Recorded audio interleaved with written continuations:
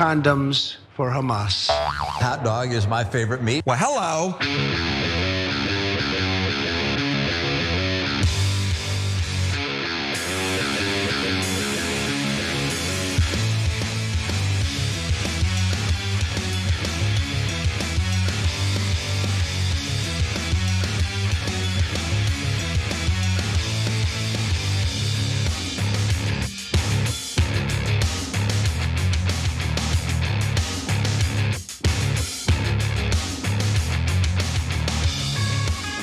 All right, welcome to the Young Turks. Cenk Uygur, Anna Kasparian with you guys. Big show ahead.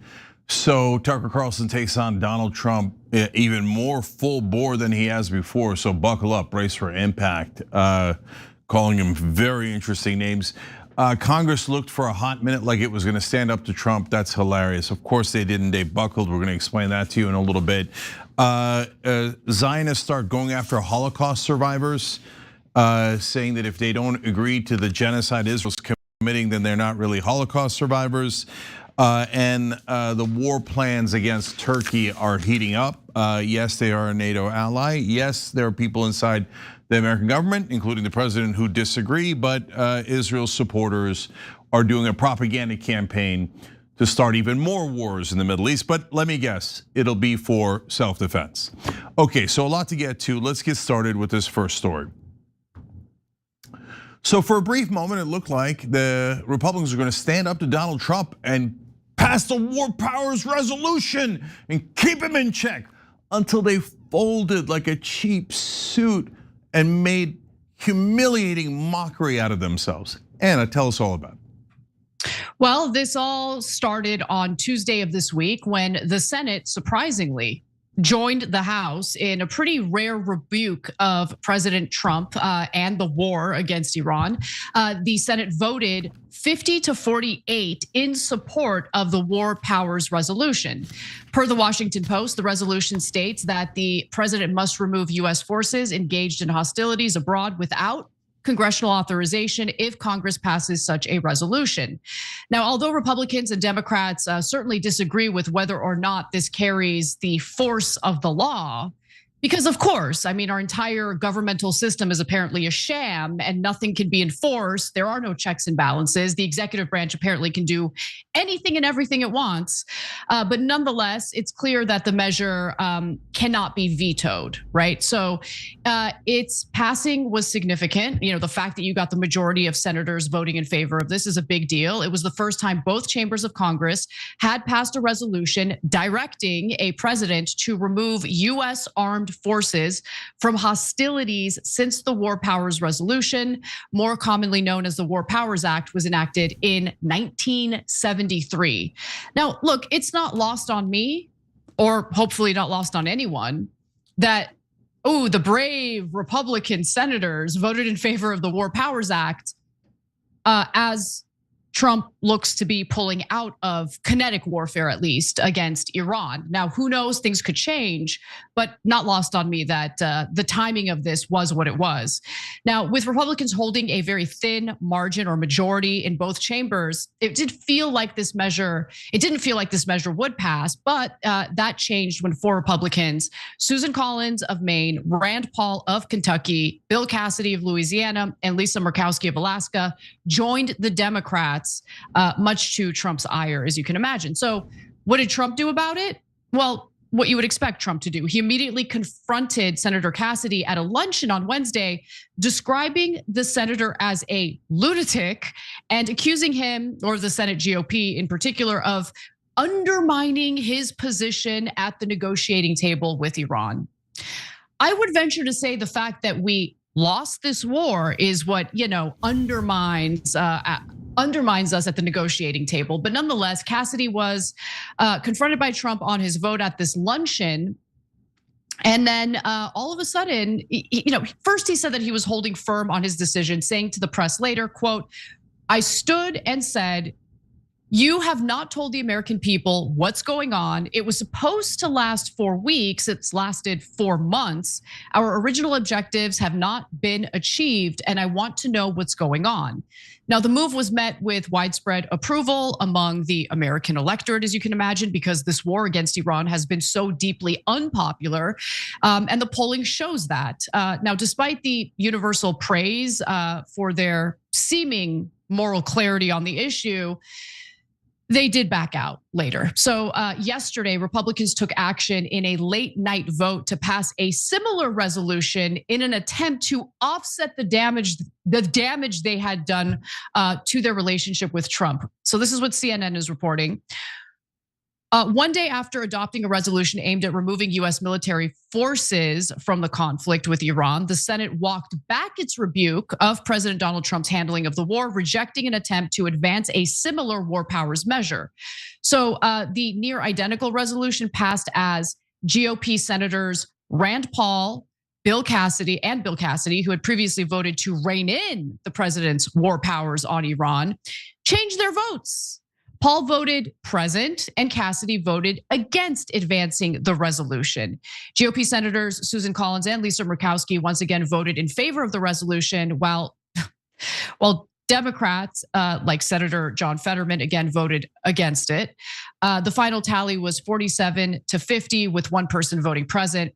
Now, Cassidy justified his backpedaling by saying that that he's worried that this does undermine the peace negotiations. He said he had a briefing with Vance, Vice President Vance and Witkoff, and they changed his mind about it, and he explained more on X. Here's what he posted. I want to thank Vice President Vance and Special Envoy Witkoff for their thorough briefing this afternoon on Iran. I appreciate the quick invitation to the White House to address many of my concerns. Rand Paul similarly offered a ridiculous excuse for changing his vote. He says, tonight I will vote present on the war powers resolution. What a disgrace. My opinion on the debate over war and executive power has not changed, except it has clearly. And then he says, I have voted that way several times, but since hostilities seem to be over and the president asked me to give consideration to his negotiating position, I will do so. My vote of present is a way to give the president more space and leverage to negotiate a lasting peace. Now, Trump praised their 180, posting on Truth Social. Wow, the Senate just changed its vote on Iran from 50 to 48 against to 50 to 47 for. Rand Paul and Bill Cassidy changed. Thank you to leader John Thune, Lindsey Graham, Bernie Moreno, and all. This vote puts Iran on notice, President Donald J. Trump. So this issue is the most recent example of like growing tensions between the White House and I guess some faction of the Republican Party, but who cares? Who cares if there's some tension? At the end of the day, what matters is who wins, who's actually going to check the executive branch and do their jobs as part of a governmental body that's whole existence is due to the fact that it's supposed to check the executive branch. But of course, Trump got his way.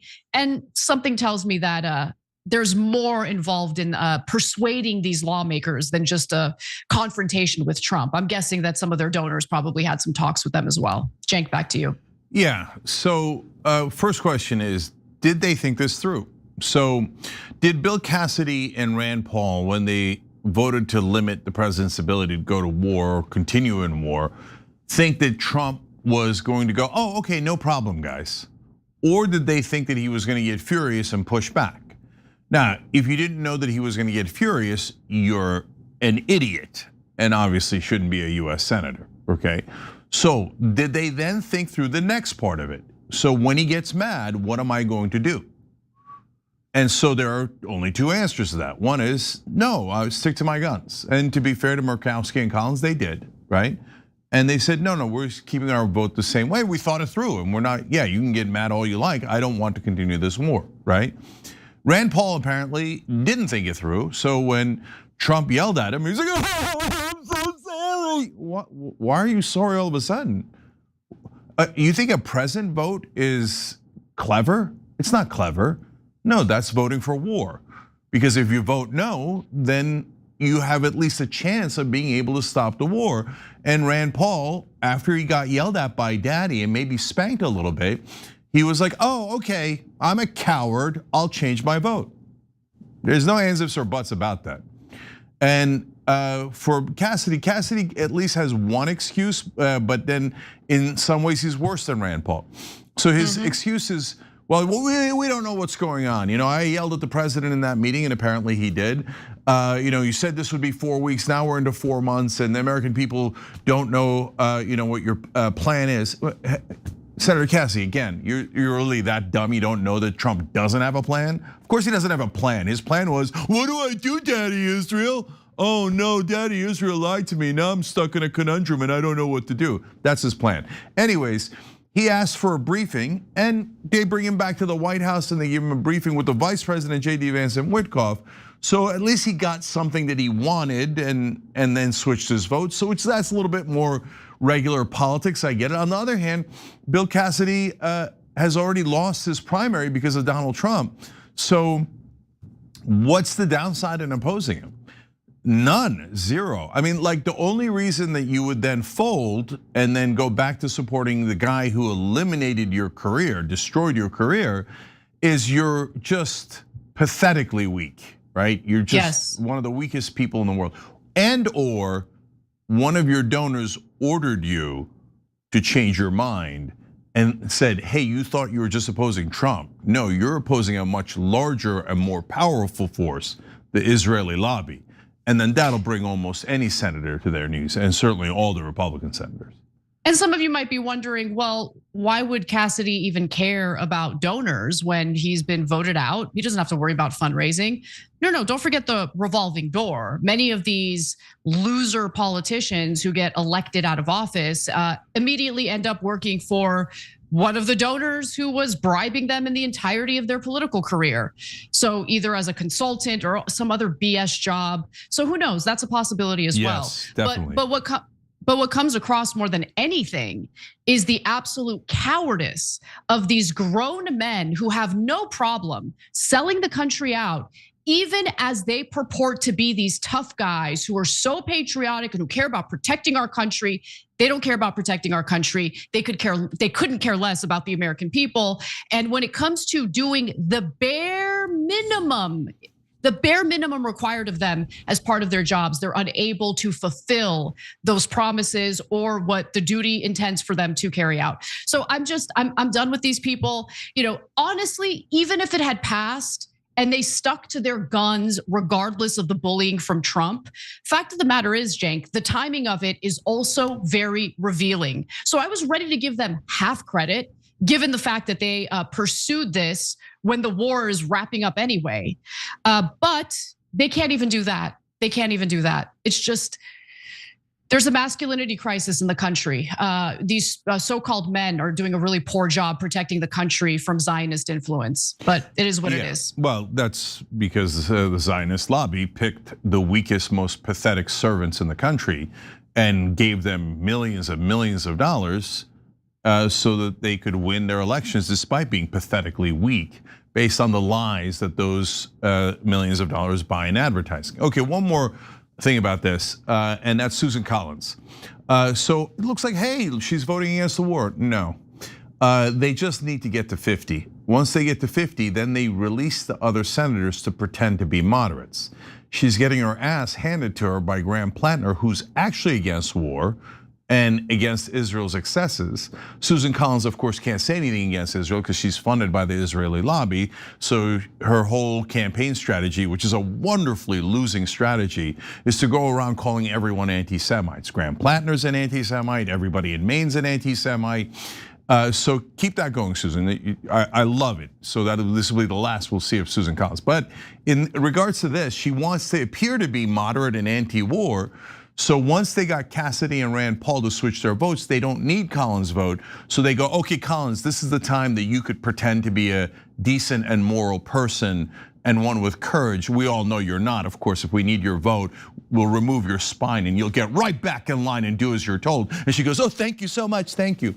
And if you don't know that that's how the game is played, then you really don't know politics. If you're a normal person out there, so that's not your job. Our job is to let you know how it works.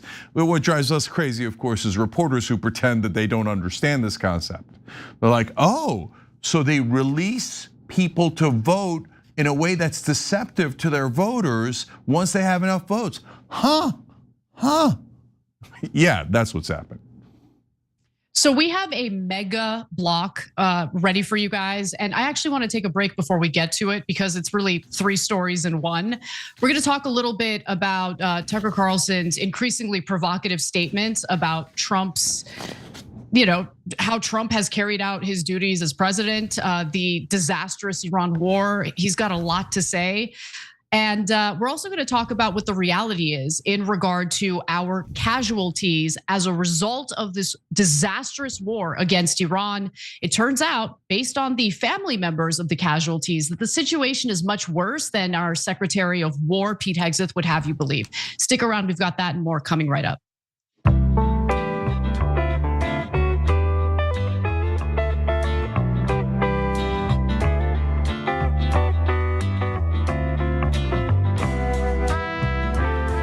All right, welcome back. Look, I want to do a shout out here real quick to Praveen Singh. This week marks our 15th anniversary at TYT, which is amazing. So when she started here, it was back in 2011. We were still on current TV. We hadn't reached 1 billion views yet. Now we're at over 30 billion lifetime views. I think over 32 billion lifetime views. She's now our chief business officer. She used to be our chief marketing officer. She's done pretty much everything at this company. She's an aspiring leader. She's great at motivating people and getting the very best out of them. And while she's been here, we have grown and grown and grown. And she has been an enormous part of that. And that's why we're really proud to have her as our chief business officer and leading the company in so many different ways. I love the people that work here, and Praveen's a huge part of that. Anna. Yeah, let me get in on that. I love Praveen. It's such an honor to be able to work with her. She's a strong woman, someone who has been a mentor to me, someone who has, given me so much space to like pour my heart out, to vent, to ask for advice. She's just a wonderful leader. I consider her a friend, and I can't believe it's been 15 years. Time flies, and hopefully we get to work together for much longer. All right, yeah, nothing but love for Praveen here. So, all right, let's go back to some of your comments. Boomer Dragon Cat says, so tired of 1 step forward, 10 steps back. Cat, you speak for all of us. Jenks Tricep Fury says, Trump just called the Republicans anti-Semitic and they folded like weak bitches that they are. Ice Cream Whisper Dragon writes in, folded like laundry or a bad poker hand. Yeah, that was an 8-2 unsuited. We'll be back.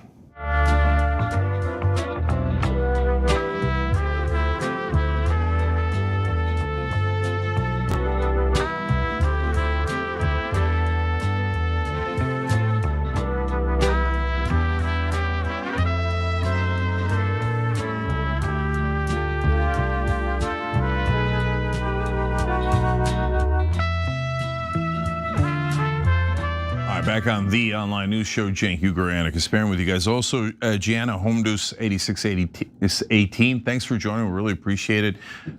They hit the join button below on YouTube. That helps the show tremendously. So become a Young Turk. I tell you guys all the time, we're not the Young Turks. You're the Young Turks. You're the ones leading a rebellion, and we saw it in New York.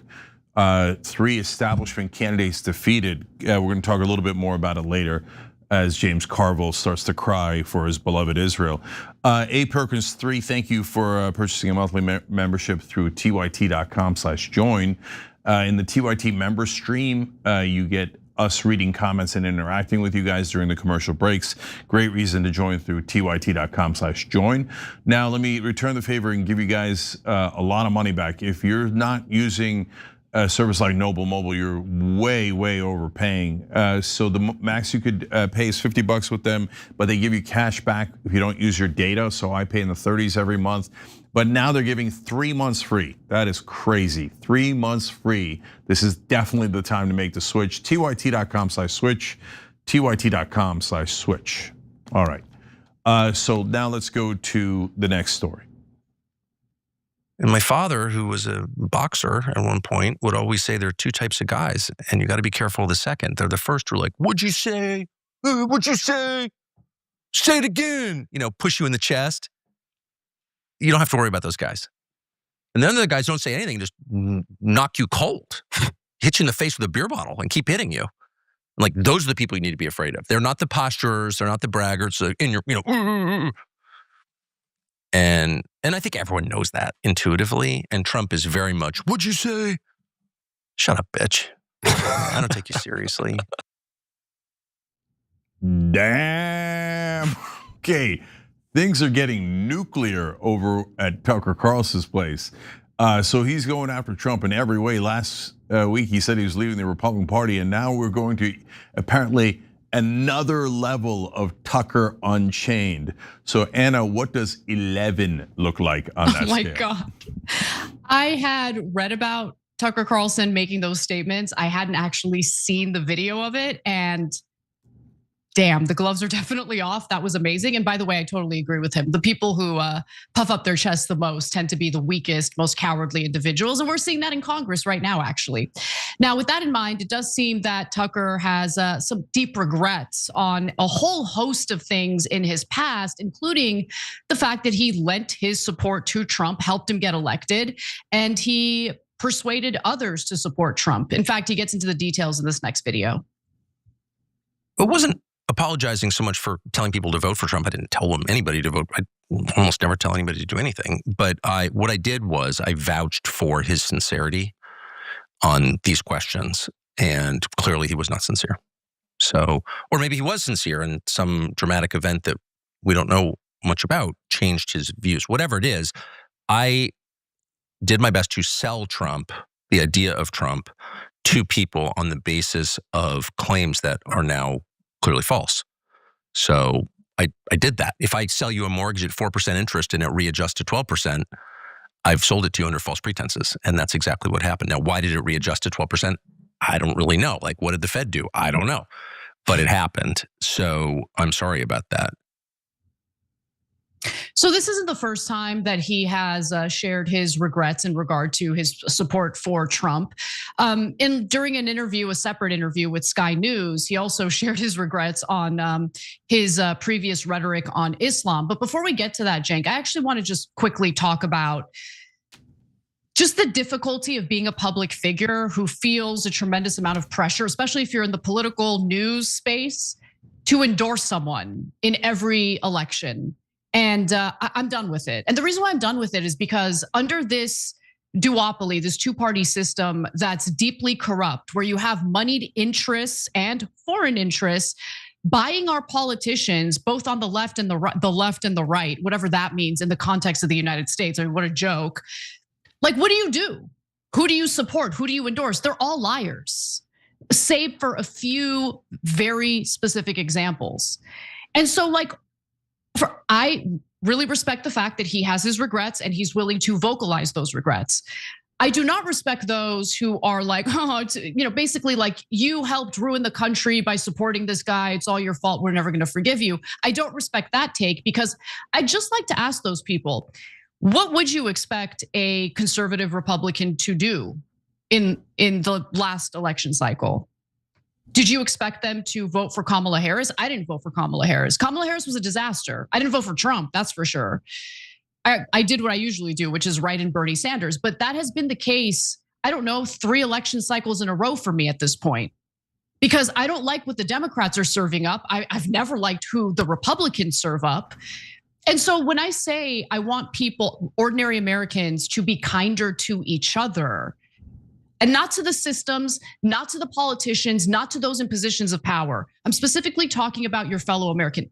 The reason why I'm saying try to be a little more empathetic is because we're all in this hellhole where we don't really have an option. We don't really have good options. Regardless of who you vote for, regardless of who ends up becoming the president, at the end of the day, you're going to be humiliated by them reneging on their promises, nickel and diming you as they just pour more and more money into the Pentagon and to foreign wars.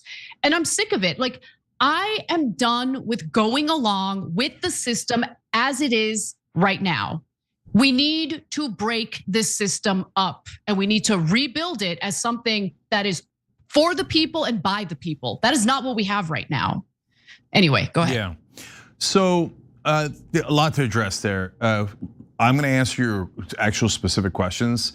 First, you mentioned the folks who say like, don't work with Tucker on anything. I just don't get it. Like, number one, he has done what I view to be the maximum, which is he has apologized for, influencing people to vote for Donald Trump.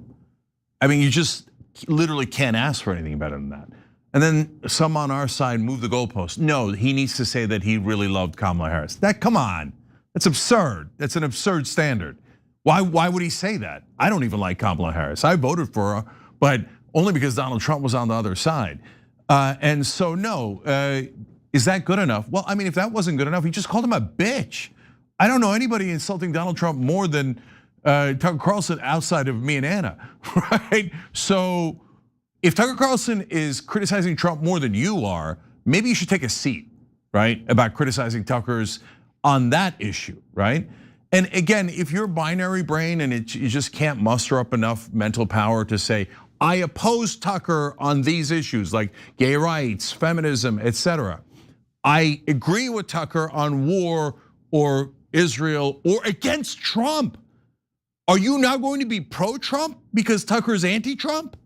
I mean, what level of absurdity does that purist camp get to? I don't know, but we're probably going to find out.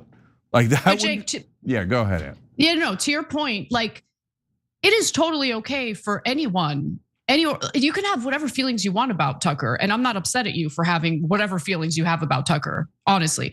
In terms of like, oh, don't work with Tucker, or don't talk to him, don't go. I'm gonna do what I want 100% of the time, and no one's gonna tell me who I can and can't talk to. That's ridiculous. However, the point that I'm trying to make is we have to work together as ordinary Americans. I'm not talking about media figures. I'm not talking about politicians. I'm talking about ordinary Americans. Guys, whether you're a conservative Republican, whether you're a socialist, leftist, whether you're someone in the middle, I really don't care. What I'm trying to say is we need to think much bigger at this moment because you're still thinking in terms of like us living in a healthy democracy. We don't live in that situation, okay? Our political system is inherently broken right now, and we have to work together to fix it. So a perfect example, we do have to get money out of politics. And there is widespread buy-in to get money out of politics across the political spectrum among ordinary Americans. We would need to work together to make that happen, whether it's through a constitutional amendment or some other means, but we need to make that happen. So like, I get it. I get all the ire people on the left feel toward people on the right. But can we please put that aside for a minute so we can build the type of government, the type of governance that we actually deserve, that's actually responsive to the people and what we want, because that's not what we have right now on the left or the right. Yeah. That's what I'm trying to say. Yes, in fact, if you want to break up the system and you want to get rid of the corruption and you want to get money out of politics, which I think literally everyone watching does, unless someone is watching in Washington or a national media reporter is watching, but 99.9% of the audience wants to do that, right? There's only one way to do that, an amendment. There's only one way to get an amendment. The country has to unite. You do not have enough right-wingers or left-wingers to pass an amendment on your own. It is impossible. You must unite to end the corruption. You don't have a choice. If someone's telling you a fairy tale about how there's enough people on the left or the right to do it on their own, they're definitely lying to you, and you should ask them why they're lying to you. That is not possible, okay? So would I unite with someone I disagree with on taxes or even gay rights, etc., to end corruption? Well, why wouldn't I? We end the corruption and then we go back to the debate about gay rights or taxes, etc. It doesn't mean you surrender. Why? What a weird assumption that a lot of people on the left have, that if you collaborate on a joint project, let's say to end a war, that means you have to surrender all of your opinions to the right. Why would you assume that? Couldn't you assume that they have to surrender all their opinions to us? But you see, you don't have to surrender your opinions to anyone. You just fight on the things you don't agree on, you get together and fight together on the things you do agree on. I feel like I have to talk slow, so it's like, come on, how is this not obvious?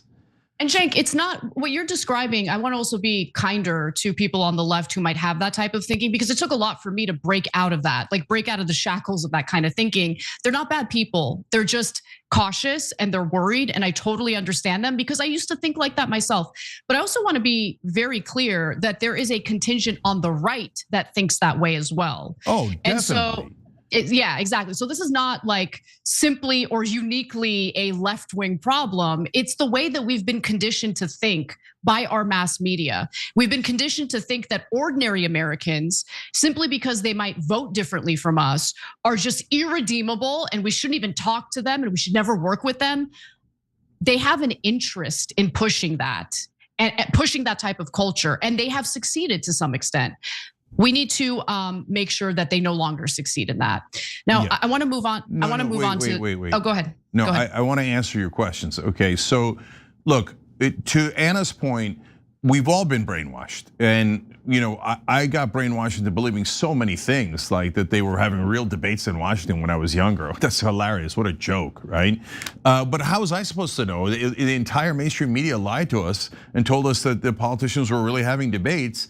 They didn't tell us. They never told us to this day that no, the donors are paying them. It's legalized bribes, and they're doing exactly 100% of what the donors want.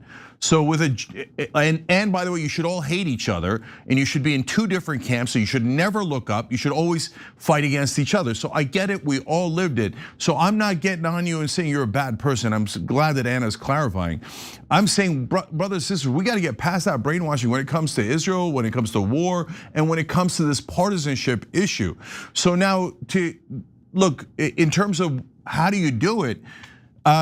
Well, we tried it through Congress. I started Just Democrats with some other great folks, and we got a bunch of people elected. That didn't work. They, unfortunately, I mean, like AOC just refused to endorse a bunch of great Democrats who just won in New York because they were running against her beloved colleagues. I mean, that's crazy.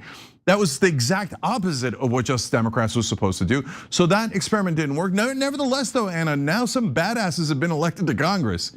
There are people who are not taking any corporate PAC money or full bore against AIPAC, and it's driving AIPAC and the establishment absolutely crazy. So that's a great sign. It's a great sign of the times that Democratic voters have finally snapped out of it and they're not listening to Democratic leadership anymore. They realize that those guys lied to them and have never delivered on Democratic policies. So that's a beautiful day in America. But most importantly, you don't need 200 people to win in Congress. You just need one person to win the presidency. And how do I know that? Because Donald Trump just did that over the last decade. He redid the entire Republican Party by winning a primary and then winning the general election. So we just need one honest, strong, courageous, smart person. Is there one person like that in the country? I believe that there definitely is. We find them, they win the Democratic primary, and then the spotlight that a presidential candidate and then a president can bring to any issue is the key, guys. So right now, if there was someone who chose to focus on money in politics and getting an amendment to end it, we could end it like that. You think it's really hard? No, 93% of the country agrees with us. That's according to polling, 93%. The minute that that issue gets attention, we win. But everyone in Washington is basically working to make sure that that never becomes a national issue. Because they know that the minute money in politics becomes a national issue, we're gonna end the corruption because Americans despise it, no matter which party they're in or if they're not in any party. And so that is why we just need one honest guy. And if he wins the primary and we all get together and support him, and that is the most important part of unity, and we get the presidency, we can get that spotlight on that issue. And then at that point, we're the favorites, they're the underdogs. But without political power and without media power, it cannot be done. You can't just whisper to your neighbor and have that work. Believe me, we've tried a billion ways to try to do that and get it through the grassroots, but that's okay. The grassroots finds that leader, gets him into the White House, and then you're gonna be shocked at how quickly the change happens. So let's move on to some other elements of what Tucker's been saying. He's been on a tear because he's been going on so many different shows and interviews. But in a conversation with Sky News, Tucker Carlson shared some of his regrets, including his previous rhetoric on Muslims and the religion of Islam. He says the following, quote, "Many times I said on television, the problem is Islam, the problem is Muslims. They all want to kill us. They're all crazy. They're all in this lunatic suicide cult created by Muhammad in the 7th century. And I believe that." And then he says, "I was hysterical. I believe that. No, that's not true. Nothing about that is true, but I believed it." Now, I'm sure that set off a ton of, Muslim hating right wingers who have like really built a career off of fear mongering about Muslims. But I mean, this isn't the first time he's expressed this regret. In fact, he feels that, he kind of went along with neocon foreign policy, and honestly, demonizing all Muslims and fear mongering about Muslims is a huge part of, building support for the neoconservative foreign policy that really has dominated this country for the last 3 decades. But I'm curious what you think about that statement, Cenk, as someone who was born Muslim. Yeah, look, this is another thing that I didn't realize until much later in life, and I'm a little bit embarrassed about it. But it is very, very clear now, because you can trace the Israeli supporters in our media and in our politics and see that this idea of hating Muslims comes directly from them. And it is incredibly well coordinated. So I would be very interested if we ever had an honest president that could investigate to see, is there coordinated talking points coming from a foreign government?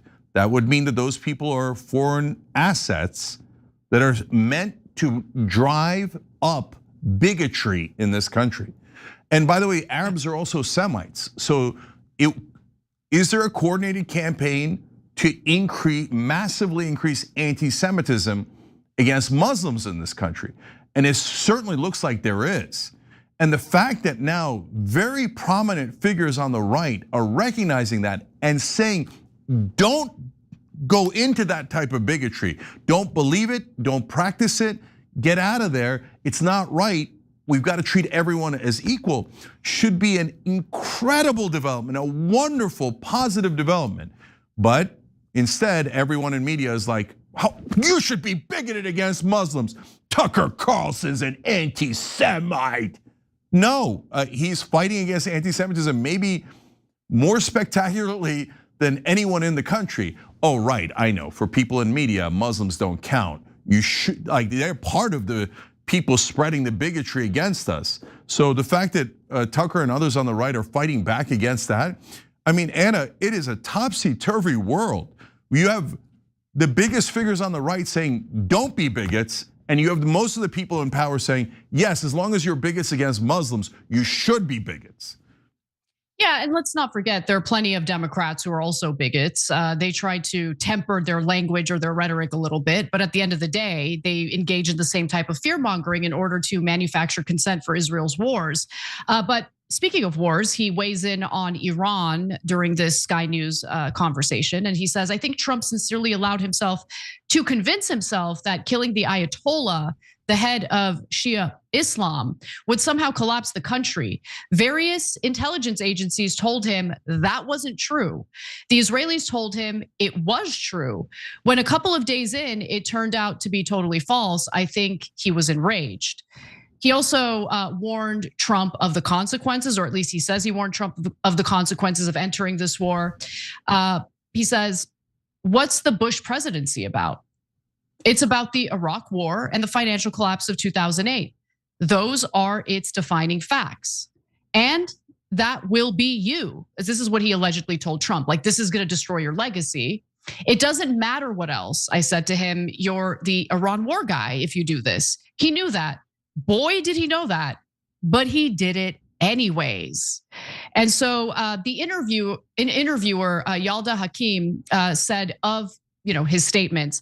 I asked him whether this conflict could become for Donald Trump what Afghanistan became for Joe Biden.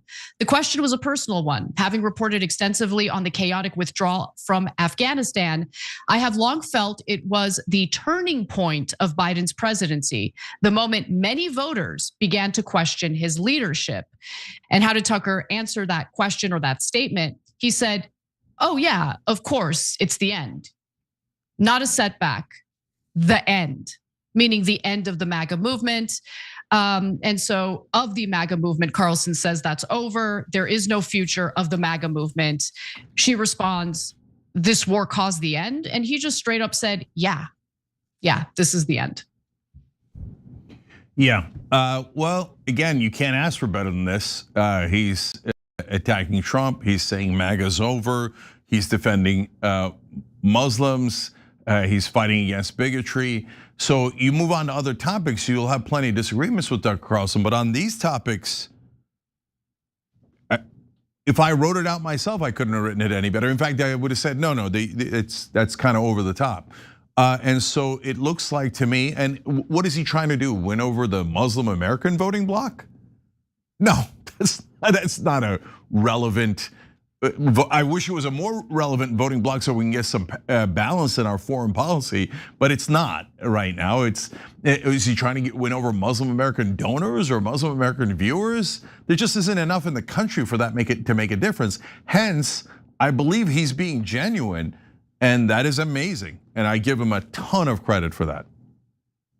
Well, when we come back from the break, we'll weigh in on just how disastrous this war against Iran has been for our American troops, because CBS News, of all places, looked into what's actually going on. What are the casualties? How badly wounded are our soldiers? And we've got some details on that and more coming right up. What I did was I vouched for his sincerity. I can't keep track of too many lies. You know what I mean?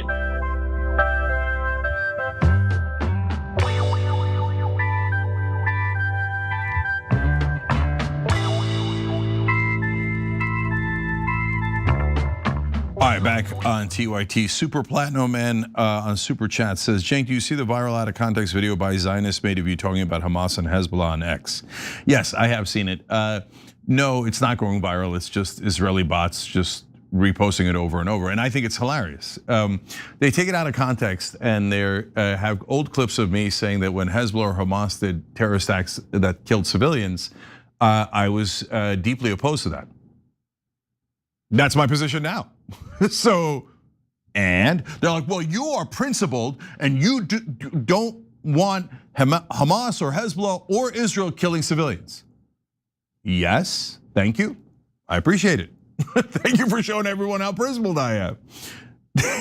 They think like, oh, this'll get them.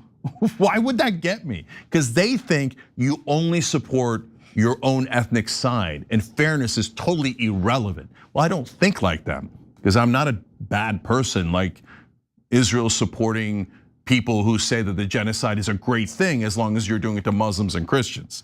All right, Irish Tal writes in on YouTube member section. I never liked Tucker before, but he's coming a long way. Randy Fine ate my handle says, it seems like Israel are the real anti-Semites. They've killed a lot of Arabic-speaking people and continue to do so in Gaza and Lebanon daily. Definitely, Israel is probably per capita is by far the most anti-Semitic country. That's not even close. They despise Arabs. And so Abby Normal X says they come back as lobbyists, referring to the politicians. That's definitely true. Pixel says that Democrat versus a Republican eternal war is so ridiculous. Neanderthals versus cavemen. Meanwhile, thousands of innocents die. What a pathetic.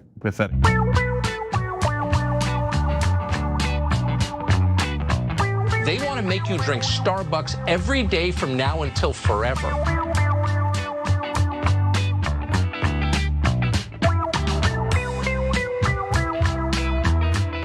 All right, back on TYT, Cenk and Anna with you guys. Unknit Channel 87, thank you for joining. We appreciate it. Young Turks members make this show possible. We literally can't do it without you. All right, let's go to the next story. It's not that I'm mad at Trump personally. It's that I just grieve for what his decisions in the Middle East have done to the country. And not just the war with Iran, but being a slave of Israel. What? You're an American, dude. This is humiliating to you. Not that I care, but to me, I do care. And my country, I care a lot. You can't be a slave to a foreign power. Stop. So that's why I'm upset. But I'm rooting for him every day, as I would root for anybody leading my country. And, we lost the war. That's why we're settling.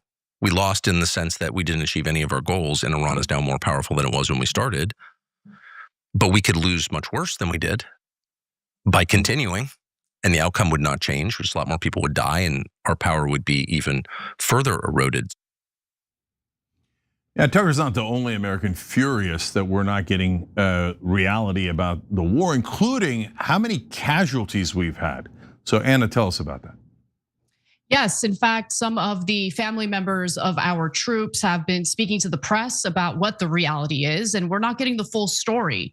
Now, so far, the official story is that 13 of our soldiers have tragically been killed. There could be more, but we don't know that for sure yet.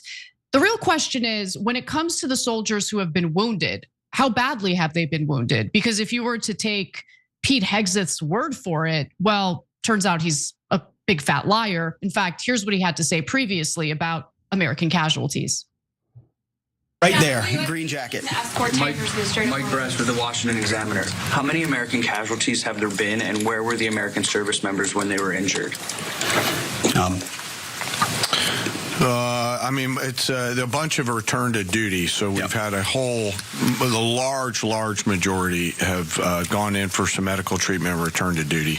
We've had in Kuwait, Jordan, down across the southern flank a little bit, a variety of places, most from one-way attack strikes. But I want to clarify that. I think what we've tried to do here is clarify those numbers rather than saying KIA or WIA wounded. Be more clear about that because the overwhelming majority, almost 90%, thank God, are returned to duty. Minor injuries returned to duty, and so that number can look a certain way, and our job is to add some fidelity to it. Well, a new investigative report by CBS News, of all places. Usually they provide cover for the Trump administration and glaze the Trump administration. But in this case, their report shows that both Hegseth and General Kane totally downplayed how badly some of our servicemen and women have been injured. So just to give you a few excerpts from this report, Chief Warrant Officer Rodney Berman's body was riddled with shrapnel in the early hours of the war on March 1st, when an Iranian drone slammed into his workstation in Kuwait. Medical records show he also suffered a concussion, hearing and vision loss, and damage to his lungs. The Army has classified his condition as not seriously injured. Then you have Sergeant First Class Corey Hicks, 37 years old, also suffered severe shrapnel wounds from the blast and underwent multiple emergency surgeries in a Kuwaiti hospital. He said his wife was told by an Army official after the strike that his injuries were minor. Obviously not minor. Once stabilized, Hicks was airlifted to a hospital in Germany and later to Walter Reed National Military Medical Center, where he required inpatient care. Usually that's not something to expect when you just have minor injuries, inpatient care. And it wasn't for a day, it wasn't for 2 days. He received inpatient care for several weeks. And in fact, he remains at the hospital 4 months after the attack with a severe traumatic brain injury. He is expected to be there for another 6 months, so minor. It's so sick. This is so sick. So in several cases, injured service members said that they had been cleared for duty, but that duty involves active orders to recuperate from injuries in specialized soldier recovery units. So when you're telling the American people the soldiers are okay, their injuries were minor, they've already returned to duty, and it turns out what they're considering duty is recuperating from their severe injuries, it's very clear they're lying to you. So that's what's really going on here. As to why these injuries aren't being treated as combat casualties, the reason remains unclear. We can definitely speculate, right, Cenk? Yeah, super clear. No, the reason is they want to minimize how badly the war is going. And so they want to pretend that it's going well. So number one, they're obviously lying. Like if you can't tell, they're lying. God help you, right? So, I mean, Anna just proved it to you. There's absolutely no question. So is it just 13 casualties? I don't know. They lied about the planes that were shot down. They hid a whole bunch of planes that were shot down. So, and this is not that abnormal. Most militaries, including the US military, have a pattern of completely lying to the press and then releasing their real numbers. At least in our case, most militaries don't even release the real numbers. 2 weeks, a couple of months after the conflict is over, and the press dutifully reports the official story the whole time that the war or the conflict is going on, and then they bury the story when the real numbers come out later. And so that's how this game is played. Look, the media is not that bad on this issue because they do aggressively question them on this. But at the end of the day, when they go to write their stories, they all print the official government story of however many casualties they said. When I think there's an easy tweak to that, Anna. I think that they should say every time the US government or the Pentagon claims there's been 13 killed and X number injured, but they do not have a great track record of being honest about these issues, and a lot of their stories don't hold up to scrutiny. Like you're allowed to give your readers the actual context of what's happening. Yes, the Pentagon will yell at you. They're supposed to. You're supposed to be journalists challenging the powerful, not just regurgitating the talking points they gave you. Let's discuss something that just isn't discussed enough in America today, anti-Semitism. Let's talk about that for a minute.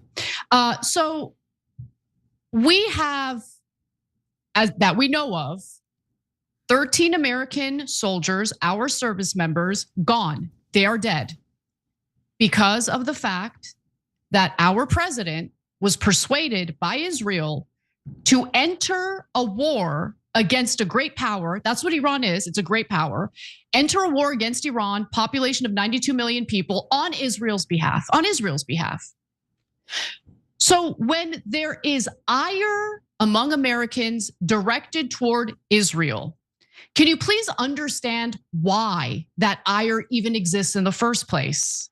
Okay, because if you think it has to do with this deep-seated hatred for people with Jewish identity, you're a moron. And in fact, you're either a moron or you know what the truth is, you just don't want to lend any credibility to the very reality that Israel's behavior and the fact that they have costed the American. They cost the American people a lot, not just in terms of money, but in terms of blood, okay? In terms of human lives. The Israelis said from the very beginning, we're not gonna send a single IDF soldier there. And then they proceeded to say repeatedly that the Americans need to go in and retrieve the nuclear dust, knowing what the fate of those soldiers likely would be. When you consider the terrain, when you consider the military capabilities of Iran, when you consider their surveillance capabilities, which Colonel Douglas Macgregor was talking to me about in detail on the show yesterday. So the ire toward Israel right now from the American people has nothing to do with hatred of the Jews or toward the Jews. It has everything to do with a country that feels entitled to using our people, our Americans, our soldiers as cannon fodder. That's what it is. Yeah. And then you put economic strain on the global economy as a result of that choke point, the Strait of Hormuz being shut down. Yeah, people know that this war is for Israel. They're not stupid. Everyone knows what the truth is. Sorry, go ahead, Jake. No, not at all. So look, as usual, if you take out Israel, put in any other country, look at how absurd it sounds.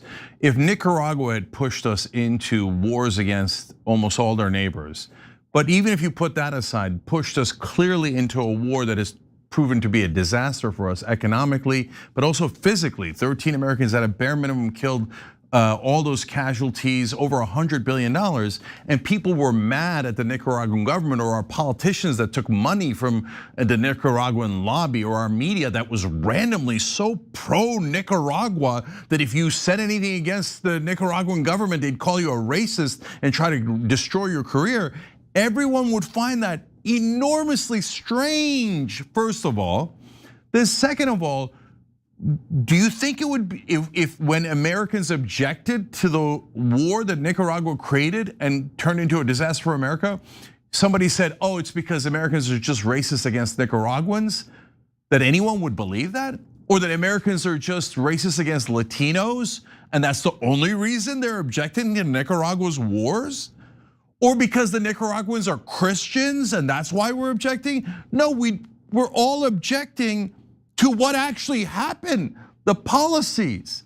But so to Anna's point, look, I don't know the percentages, what percentage of people who support Israel in this country think, well, obviously we're using anti-Semitism as a weapon. It's been our greatest weapon. We've destroyed almost all of Israel's critics. And then we get to use American media, and then when you say that we're using American media, which is super obvious, then we get to cancel you again. Are there a group of people who believe that, who know that, and who are helping to execute that strategy super callously and immorally in this country? Yes, there definitely are. But are they the majority? No, not at all. Even among people who support and love Israel, I believe the overwhelming majority drank their own Kool-Aid. They believe their own propaganda because they're the #1 victims of that propaganda, and I would know that. Who got more Turkish propaganda growing up, you or me? Me, obviously, right? And so I believed a lot of the Turkish propaganda growing up. I get it. I've done your drug. I understand it, right? But if you think, no, yeah, Israel's done nothing wrong at all. And what, this war? But bro, we already know, the New York Times already reported, there's absolutely no question that at a bare minimum, the Israelis talked Trump into this war, let alone all the other factors behind the scenes. So that is an established fact.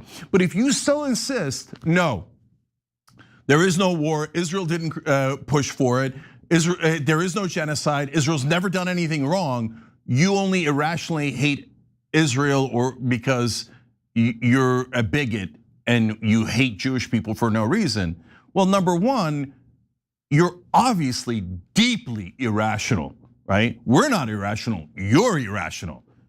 And so you gotta snap out of it. And if you don't snap out of it and you keep attacking everyone else as anti-Semites when they're actually wonderfully decent people trying to stop genocides and wars, then you also make enemies out of all of them. So then you go, oh yeah, you're an anti-Semite, you're a bigot, you should be pro-genocide, otherwise you're racist, you're a bigot, we're gonna cancel it. Well, when you do that to the entire country, oh wow, people are upset. You couldn't figure that out, rocket scientists? Come on, man, that's the most obvious thing in the world. But when you're in a cult, it's super hard to see straight. Yeah, it is super hard to see straight. But Cenk, I definitely do think your previous denial of the Armenian genocide had to do with propaganda. But there is something very different from your experience and the Armenian genocide versus what's currently happening right now. The Armenian genocide, the official date is 1915, right? There were atrocities prior to that, but that's the date that's commemorated as the Armenian genocide. The Armenian genocide wasn't live streamed in 4K.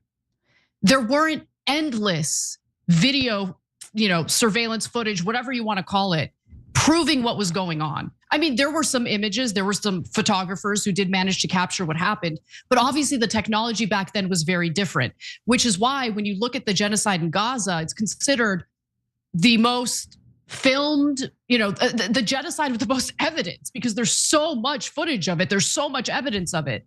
And so I'm gonna push back a little bit because I think as a product of your pure heart and your ability to always see the good in people, you are under this assumption that the majority of people who are going around smearing people like us as anti-Semites, they just drank their own Kool-Aid, they bought into the propaganda, and they genuinely don't think that a genocide is happening in Gaza.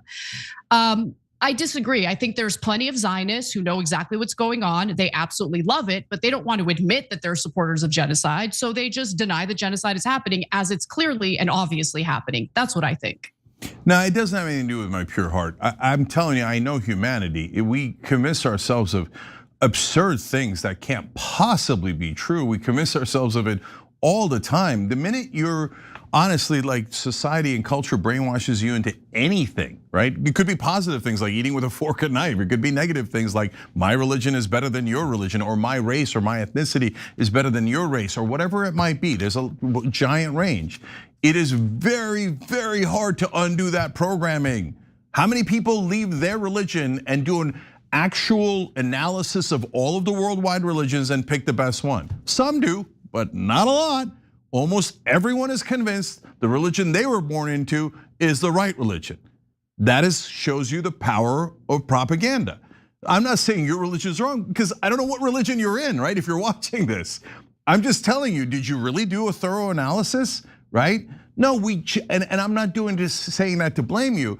I'm just trying to get you to understand how the human mind works. Like, we all get, tricked into believing a million things that don't make any sense. So, Anna, I would be shocked if the percentage of whatever words we want to use here, Zionists in America, was high, that said, oh yeah, I know it's a genocide. We're killing the Palestinians and their children, but I'm gonna lie to the other Americans who are schmucks and working for us. I think that percentage is tiny. I think the much larger percentage genuinely have gotten themselves to believe, even though we all see Gaza's utterly destroyed. Every hospital's been bombed, every school's been bombed. Today, Netanyahu bragged that they have now seized 70% of Gaza. But I swear to you that every Zionist out there that is in the category I'm talking about will think, no, the Palestinians made us take their land. They made, and we destroyed Gaza, but they're speaking to Hamas and the tunnels. And they just repeat it over and over like a cult. They repeat the same talking points in their own head 1,000 times until they can't think of anything else. And they're taught that the rest of the world is enemies. And so they have an open mind to the rest of the world. They're all anti-Semites, they're all out to get us, right? So why would I listen to a guy who hates me and is out to get me? So they can't see straight. So the reality we're seeing is super obvious to us. So they seem kind of crazy to us. You don't have eyes? You didn't see what happened to Gaza? There's 23,000 dead kids.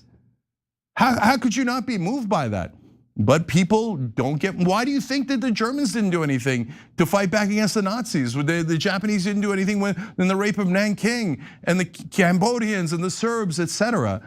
They all get into this. Humans have a mob mentality, and we're not always in that mentality. We're very susceptible to it, and so that's why all the different races and religions throughout the world have at different times gotten to a point where they think, no, we have to kill everyone else, and it's totally justified. And right now, Israel's doing it, and so it is totally absurd to say I think it's absurd to say they all intend it and they all love the genocide. I think that's crazy, way over the top, in my opinion. On the other hand, if you're a Zionist and you want us to say that the genocide didn't happen when we have eyes and ears, and you want us to say that it's okay because Israel did it, that is a really monumentally unfair ask. And then you want to insult us and call us anti-Semites. I don't mean me and Anna. I mean, at this point, the great majority of this country and almost every country on earth, if you insist that we're all the bad guys for opposing a genocide and you're the good guys for creating a genocide, don't be surprised when people are angry at you. You're deeply irrational if you get surprised at that. All right, I still disagree with you, but that's okay. We're gonna take a quick break, and when we come back, we'll just weigh in on other things, including, a fight that is brewing within the right wing. It's not what you expect, though. We'll be right back.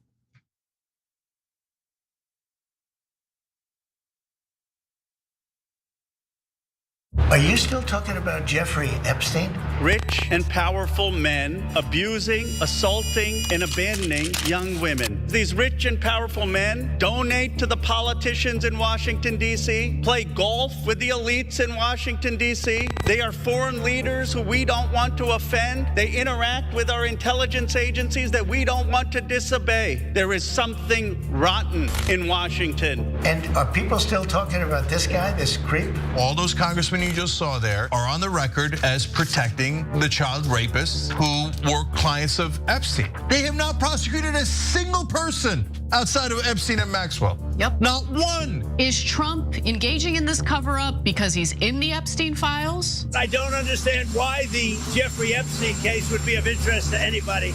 It's pretty boring stuff. So as the government keeps telling us, yeah, there's other people. Yeah, they raped those girls. So what?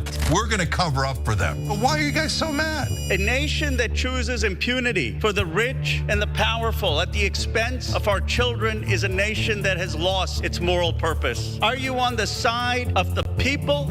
Are you on the side of America's children? Or are you on the side of the rich and powerful who've had their thumb on the scales and shafted Americans for decades?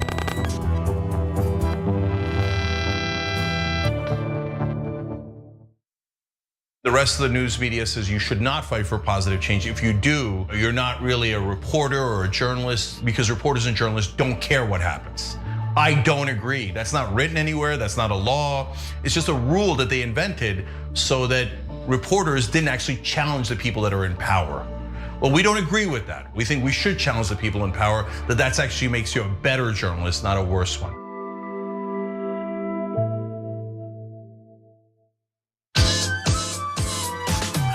Who do you guys use? We have AT&T. And how much do you pay per month? $345, and that includes a company discount. How many people? 5 phones. $70 a line, right? I've started a wireless company called Noble Mobile that is trying to cut everyone's bills in half. What would like a family of 4 cost? The average Noble Mobile user is paying $42 a month, but also they're using their smartphone 17% less. Okay, how's that work out? We give you $20 back in cash every month based upon how much data you use or don't use. You know when you're doom scrolling or messing around on your phone, you're like, oh wait, I'm actually costing myself money right now. The goal with Noble Mobile is to encourage us to look up at our children's lovely faces, like touch grass, appreciate life. A friend of mine calls these things are rectangles of sadness. So we're trying to change that and improve everyone's relationships with their phones. It's a very noble cause. Well, thank you, sir. That's what it is. Been on YouTube for 20 years. The original political partner on YouTube, the Young Turks. The Young Turks. The Young Turks. Godfather of independent media. Yeah. Favorite news platform by far. Oh, it's not even close. The Young Turks. It's the largest online news show in the world. I watched you guys before I had a channel at all. So. And I watched Cenk, so Cenk's really the start of it all. Big shout out to Cenk from Young Turks. Cenk Uygur, founder of TYT, a man who probably needs no introduction. Cenk, it's so great to talk to you. Great to talk to you, David. Fan you worked for a long time, man. Anna Kasparian is one of the most followed and influential progressive women online. I love Anna. Your presence has been essential for me to really grow. Do all of you know the Young Turks? This is why what the Young Turks are doing is so important. I've watched you for many years. You are insightful. I thank you for that. I was going to introduce myself, but it sounds like you guys might know it. What I did was I vouched for his sincerity. Tucker Carlson, a terrible friend.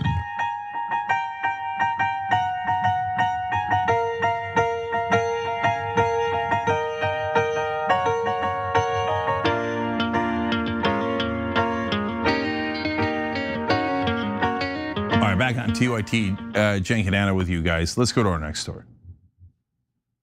Allies want to do defense business with you, and Turkey is definitely one of them. Absolutely. They want the F-110 jet engines, and they want the F-35 fighter jets. Yeah. Are you going to Turkey with a big gift bag? I think so. Yeah, I think so. Look, he's a member of NATO. Some people don't consider him so, but he really is. He's a strong member of NATO. Yeah, I'm going to probably do something that's going to make him very happy. There's an explosive fight over Turkey coming up in Washington. Trump says, let's sell them some weapons because they're a NATO ally. The Israel First contingent, which is pretty much the rest of Washington, goes, no! Why do they not want to sell weapons to Turkey? Well, there's a legitimate reason and an illegitimate reason. Let's talk about it, Anna. Well, look, before I get to the details of this quickly developing fight, even among the right wing, let's actually hear more of what Trump has to say about Erdogan, who of course is the leader of Turkey, and by the way, the person sitting next to Trump as he's making these statements, for those who are unfamiliar with him, is NATO Secretary General Mark Rutte. He's sitting next to him as Trump is singing Erdogan's praises. Take a look. You know, he was a prime candidate to go into the war with Iran, maybe on the Iran side, because he's not a big fan of Israel, as you know. And I asked him to stay out. He stayed out. Erdogan's a great leader, very strong person, great military. And I asked him to stay out, and he did. Look, he loves Turkey, right? He's doing a great job. He loves Turkey. I love the U.S., but he loves Turkey, and he's doing a great job. He's a respected man, a respected leader, and he's been a friend of mine. Erdogan is a strong man, but he's been everything I've ever asked him for, he's done. And Turkey has a huge defense industrial base, 3,000 companies working all over the alliance, also here in the United States. So strong. People don't know how big Turkey is in terms of the military. It's a very strong, they have a lot of our equipment, a very strong military, because of him. Now, it doesn't surprise me that the Secretary General Mark Rutte made reference to Turkey's weapons manufacturing capacity, as it seems like Europe is gearing up to go to war against Russia in a few years, which I don't think would be a good idea. But anyway, that's an entirely different topic for an entirely different day. Just to give you some more information on this, in the arms sale at issue, the Trump administration asked congressional leaders to approve the sale of US-made F-110 jet engines for future use in the Khan fighter being developed by Turkey. Now, in order to sell weapons or jet engines to Turkey, Trump would need to override a hurdle that's been put in place by Democratic Congressman Gregory Meeks. Now, Meeks, he claims that he's actually very, very concerned about the fact that Turkey is in possession of a Russian S-400 air defense system, which Turkey purchased from Russia about a decade ago. But why would anyone be concerned about a country's defensive capabilities, regardless of where they got it from? Well, some worry that the Russian system could gather important information on US technology if used side by side, an issue that has also stymied Turkey's attempts to buy advanced American F-35 fighters. So I'm assuming that's what you think the legitimate reason is, Cenk. But before you explain why you think that's the legitimate reason, I'm going to preemptively challenge this notion, because if we are worried, if we're genuinely worried about spying, well, think about the fact that we have Republican lawmakers who think spying on the US by our allies really is no big deal at all. I give you Senator Ted Cruz. Is it in America's interest for Israel to spy on us, including on the president? It is in America's interest to be closely allied with Israel because we get huge benefits for it. And you want to see the clearest? But I just want to stop on the spying for a second. That it takes place, as you know, and including on the president of the United States and several precedents. And I just want to know if that's okay and why is it okay? Wouldn't an American lawmaker say to a client state, you're not allowed to spy on us? I'm sorry, I know why you want to. I'm not mad at you, but you're not allowed to. Sure. And I don't care for it. I don't want to be spied on by you. Is that, it's kind of weird not to say that, but you don't seem able to say that. Sure, I would say don't spy on us. They're going to anyway. And by the way, the Brits are, the Canadians are. Like, I don't think. Well, I'm not for that at all. Okay. I think it's disgusting. But we don't actually pay their, we're not their most meaningful sponsor. Now, of course, in the case of Turkey, Republican lawmakers are very concerned that, some of their, defensive capabilities, which they purchased from Russia, could potentially be used to spy on the United States, which is why we have to limit. By the way, I want to limit weapons sales, period. It would be ideal to limit weapons sales. So this is not me defending Turkey, but the double standard here is so obvious. And also you need to be asking yourselves, why do we have a growing number of lawmakers who are raising concerns about Turkey all of a sudden? Okay, so we'll get back to that in just a second. The reason why I'm raising this is the double standard that we're seeing, right? So for instance, this doesn't make a lot of news, but it's gonna be covered here at TYT where we actually care about what's fair, what's right. An Israeli citizen, let's take a look at this graphic. This is graphic 3. Israeli citizen sentenced for conspiring to steal trade secrets. So what is this story about? Well, it's about a 48-year-old Israeli citizen living in Arizona by the name of Guy Galanti. And what he did as a senior level manager for Green Technology Investments, GTI, in Scottsdale, Arizona, is essentially gather trade secrets for a Taiwanese competitor to this semiconductor chip manufacturing process. So beginning sometime in early January of 2025 and continuing to August 2025, Galanti conspired with another individual who hasn't been named yet to steal GTI's newly created glass detect design. Galanti's co-conspirator sought to recreate GTI's new design as he operated a Taiwanese company that directly competed with our American-based company, GTI. Galanti was charged for conspiring to steal a trade secret on September 10th of last year and was arrested the following day. Now, he was held without bail, apparently, or he was detained until he finally pled guilty. And then he was sentenced to time served and 3 years release with, basically they're going to release him for 3 years supervised release. But not a big deal. These types of stories, by the way, all over the place involving Israeli citizens, either spying on us, stealing trade secrets. Are we doing anything to limit the weapons that we send over to Israel? Of course not. Of course not. It's totally fine. And Cenk, the reason why people are fear-mongering about Turkey right now isn't because Turkey also armed Azerbaijan to ethnically cleanse Armenians in Nagorno-Karabakh. No, who cares about that?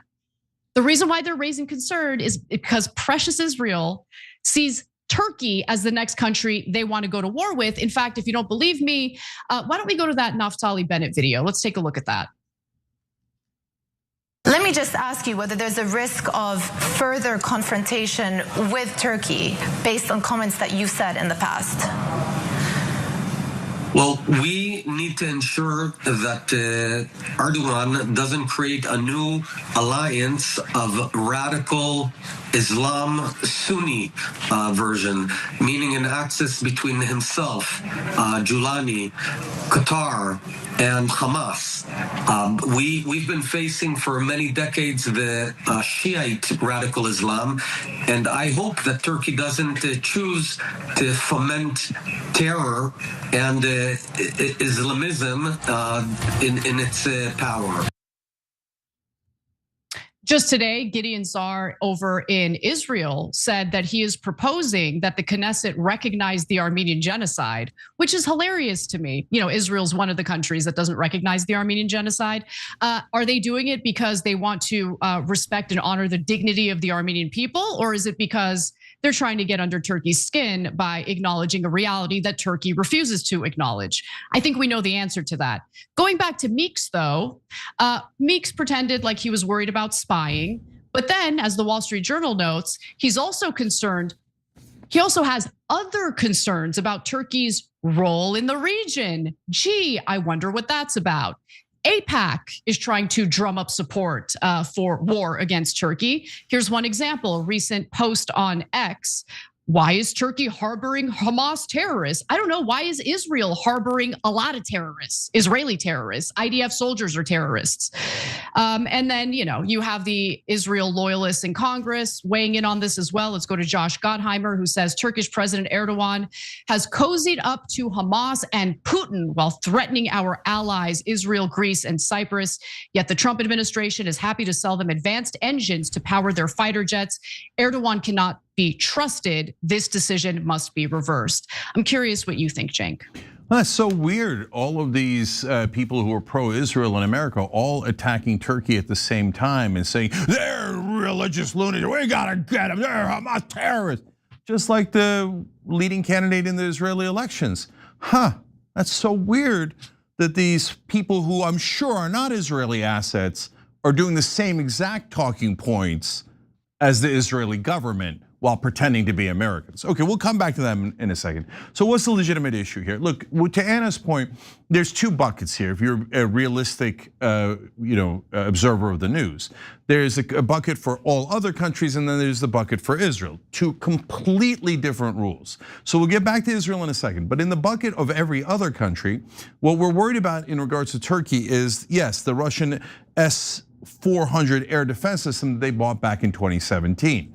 And so we're worried that if we give them the F-35 engines, they use the F-35s, the Russian system will pick up some of the information about the F-35s that might help the Russians detect the F-35s and combat the F-35s. That is a legitimate issue with this sale, and that has been around since 2017, and Congress has passed laws against it. But that's that's within the bounds of normal, and not something that there was a coordinated campaign against throughout all of this time. Like, that didn't involve politicians or different media figures coming out and doing propaganda against the Turks and calling them terrorists. We're just worried about a specific issue there, and I think that's a legitimate concern. Okay, and I think that we would be concerned if the Canadians bought a Russian S-400 system in the same exact way, right?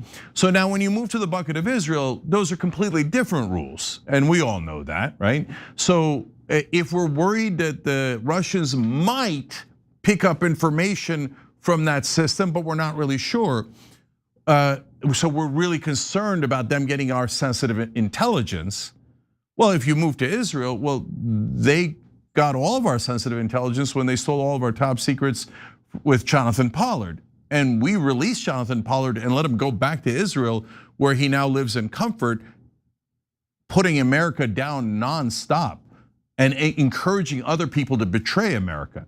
Why would we let one of the worst spies in the history of this country, why would we let him go? But wait, that's not all. Hold on, I have to just buttress your point there, because it's a really important one, Cenk.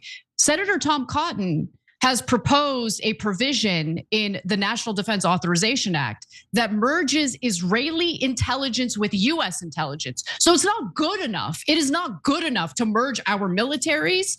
Cotton wants to ensure that we have no choice. We mandatorily have to share our intelligence with the Israelis. That is what the provision says. Yeah. So I'm getting there. So then there's Robert Maxwell, who stole our nuclear secrets. The Israelis also, a legendary Mossad spy and father of Ghislaine Maxwell, who also collected intelligence that could be used against very powerful people in America. I'm sure yet another startling coincidence. And then they also stole our nuclear uranium, and they also stole our nuclear triggers. And not only that, after 9/11, dozens of Israeli spies were arrested here in this country. Now, I'm not saying they're connected to 9/11, but what did we do with those spies that we caught? They're all still in prison, right? No, we released them immediately back to Israel. That is not within 1,000 miles of normal. We didn't even arrest Robert Maxwell. We didn't try to arrest Maxwell. That is not within 1,000 miles of normal. And so if all of this intelligence stealing, and very, very, very literally stealing from us, wasn't enough, not only did Israel build weapons of mass destruction with that information, but they also passed that information on to who? The Russians. Back when it was the Soviet Union and our top enemy, a mortal enemy, giving them our nuclear intelligence. But yet the consequences for Israel was zero, nothing at all. That is not normal. That is stunningly weird. Now we fast forward to today, releasing all their spies is not enough. Having them steal all of our technology is not enough. Tom Cotton says, let's just make it official. Let's join the Mossad and the CIA together so the Mossad could steal every piece of intelligence that an American government has. And that's not all. Then in Congress, both parties are talking about merging military intelligence and technology so Israel can officially steal all of our intelligence and all of our technology, and our disgustingly corrupt politicians authorize it. And by the way, all of this on our dime. So when Israel buys weapons from us that they use for genocide, that's free, gratis. Turkey at least actually buys the weapons. Okay, now Turkey does have more F-16s than any other country outside of America, and they actually pay for them. So is Naftali Bennett right that, these Turks are very religious fundamentalists? No, Turkey is historically one of the most secular countries in the world. It's in its constitution. Now, people in Turkey are concerned that Erdogan is whittling that away a little bit, or maybe a decent amount. They're internally concerned about that. But still, as far as the laws and the Constitution is concerned, one of the most secular countries on earth. So Naftali Bennett is 100% lying about that. There is actually a country filled with religious lunatics, and that's Israel. A huge percentage of Israel's Jewish citizens believe that God promised them land 3,000 years ago, whispered it into their ear. And that is why they must drive out the Muslims and the Christians who live in that land and seize it for greater Israel. That is a giant percentage of the Israeli citizens. They are religious fundamentalist lunatics who believe that they are empowered by God to steal our technology and all of our intelligence, to pay off all of our congressmen so they could take that military might and technology and the money we give them, use it to murder the Arabs that are Christians and Muslims and take their land. That is a super dangerous country, and one that is not just occupying the Palestinians and now the Lebanese and the Syrians, but I would argue is occupying Washington, D.C., and hence our country. And that is why you have some legitimate concern about Turkey and other countries, and we deal with that in a rational way. And then you have the category of Israel, where we say, no, we are not going to do anything rational. We are going to be slavishly serving this tiny, tiny country in a gigantically bizarre way. They have a get out of jail free card on everything. And yet our media goes, I don't notice. I think the real problem is Turkey. And Anna, that's the difference between what has happened since 2017 in regards to the S-400 and what's happening today. There was not a coordinated campaign to do propaganda against Turkey. They were just like, hey, that's an issue, and we have to deal with this issue with a very important ally. Now, by the way, they say, oh, he's working with the Russians. Do you know that Turkey is partly funding the war against Russia in Ukraine? And that it's Turkish drones that the Ukrainians used to devastate the Russian tanks? Every single thing Naftali Bennett and hence all of American media says in unison is a giant lie. And so when they all attack Turkey in this propaganda war, that leads you to see, oh right, the Israelis would like to attack Turkey next. And look at that, all of these American politicians and media figures all of a sudden come out and say, Turkey's the worst. We have to make sure you demonize the Turks so that we can launch another war on behalf of Israel. That's right. We got to take a break. When we come back, we're going to tell you why Gad is sad. And it has to do with his debate performance on Piers Morgan Uncensored. This guy's supposed to be an intellectual. We'll show you just how intellectual he really is.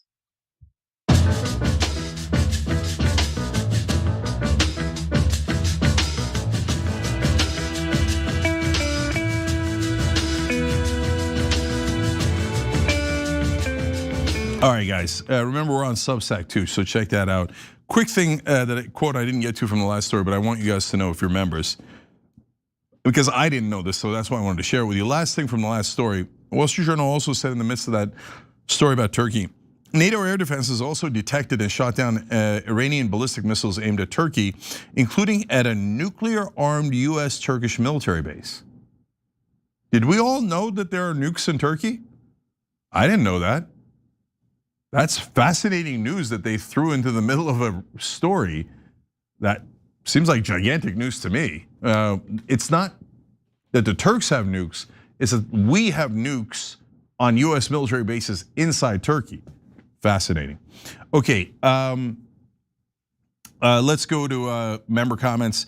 On Twitch, we've got Althea Kinsey 1984 saying hello to the best news team. Well, you're wonderful for saying that, we appreciate it. So yeah, that's a good point by YTP Renewed. Remember when people were fear-mongering about Chinese trade secret theft?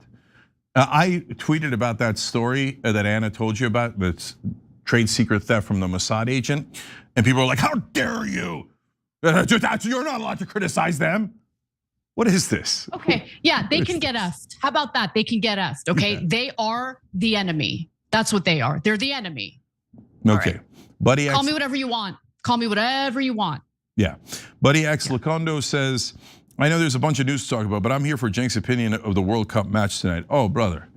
What are you doing to me? Okay, so I'm rooting for America and Turkey, obviously. I'm also rooting for Argentina and Norway, a bunch of other places, but Turks have embarrassed themselves. Terrible showing.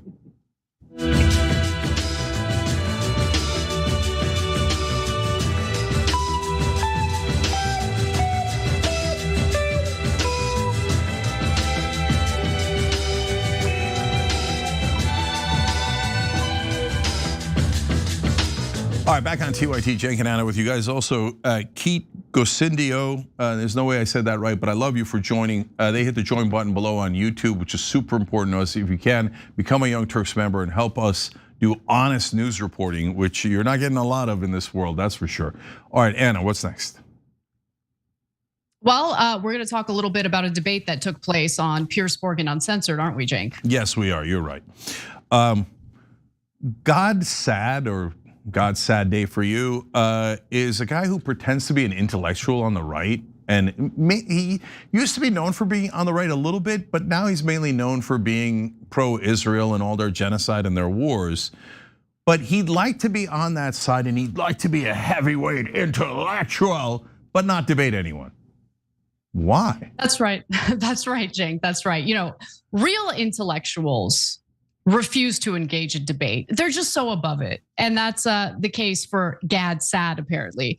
So he was recently on Piers Morgan Uncensored. And while Piers absolutely loves to put these debate panels together, I love the rough and tumble personally myself.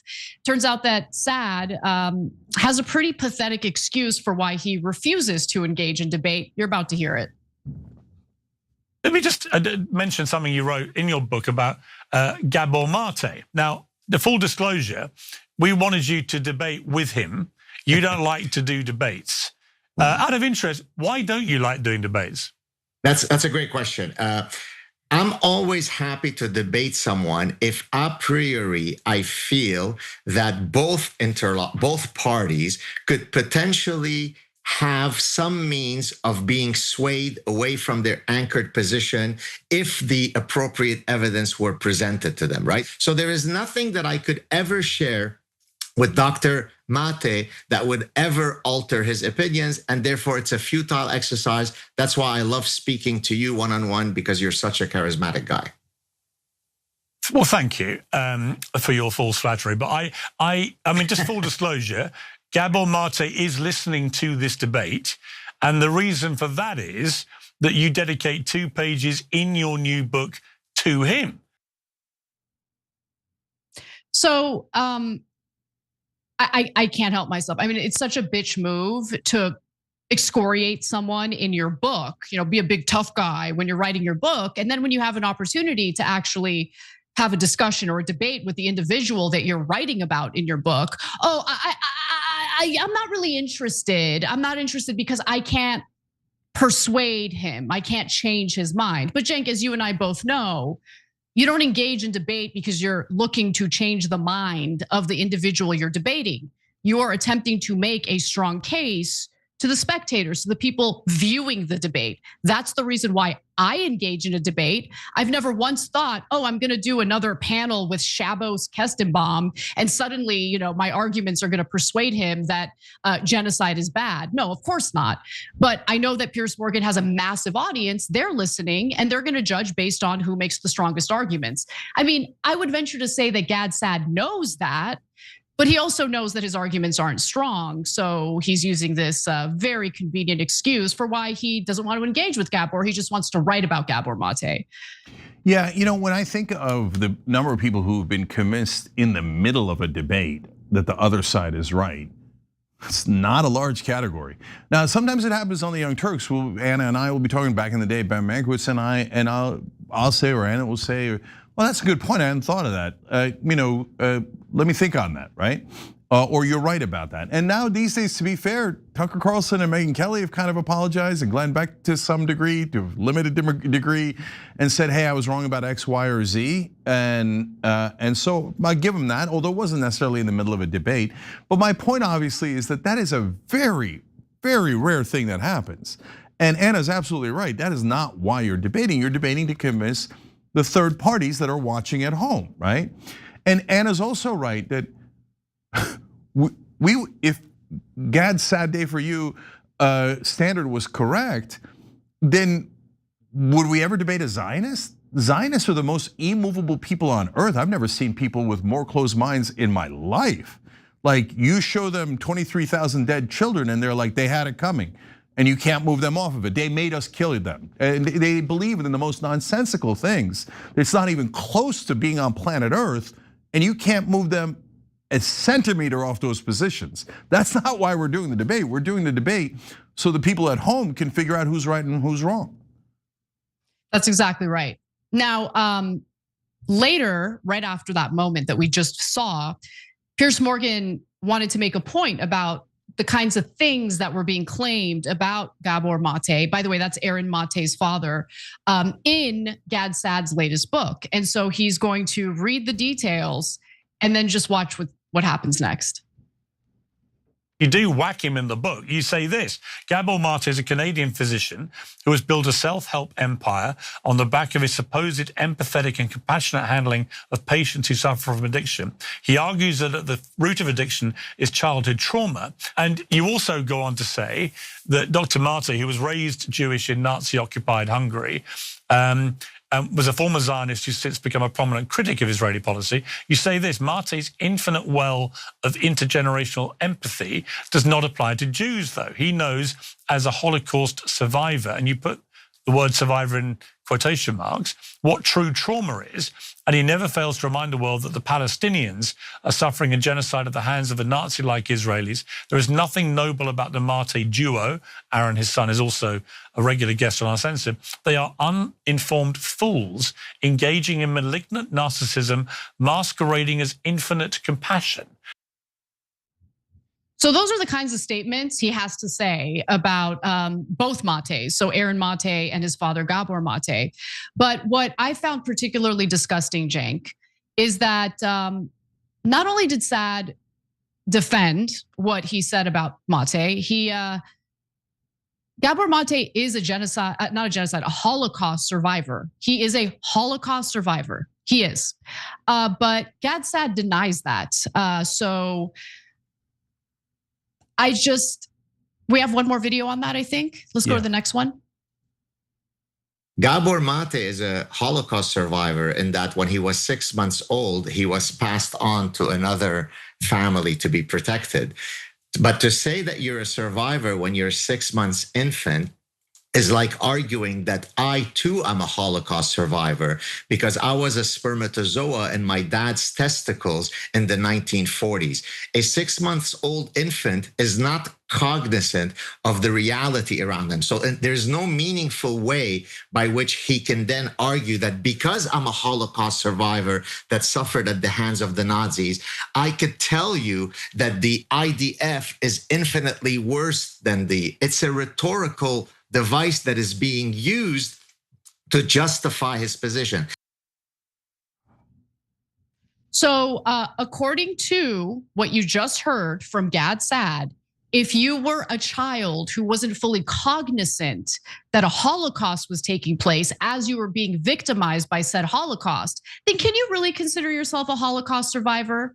I mean, of course, Gabor Maté was living in Nazi-occupied Hungary, meaning that when his mother was pregnant with him, she was living in Nazi-occupied Hungary. And that couldn't have possibly had any impact on Gabor Maté's life at all, right? He couldn't possibly be a survivor because he wasn't cognizant that he was in the middle of a Holocaust, that he was victimized by a Holocaust. It couldn't have had any impact on his development in a Nazi-occupied place in the world where people are being starved, where people are being denied things that are obviously being denied to the Palestinian people in Gaza as we speak. It couldn't have had any impact on an infant, right, Cenk?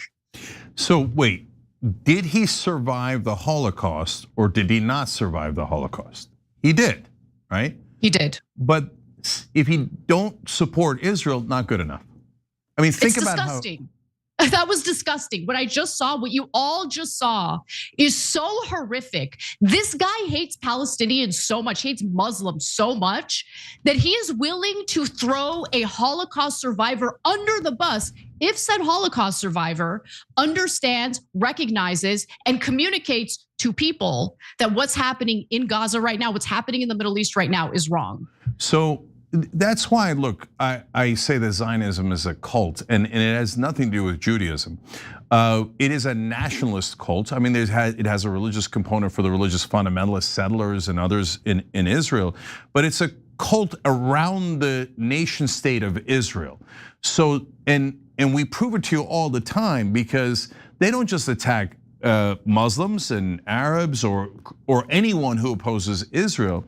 They also attack Jews who don't support Israel enough, in their opinion.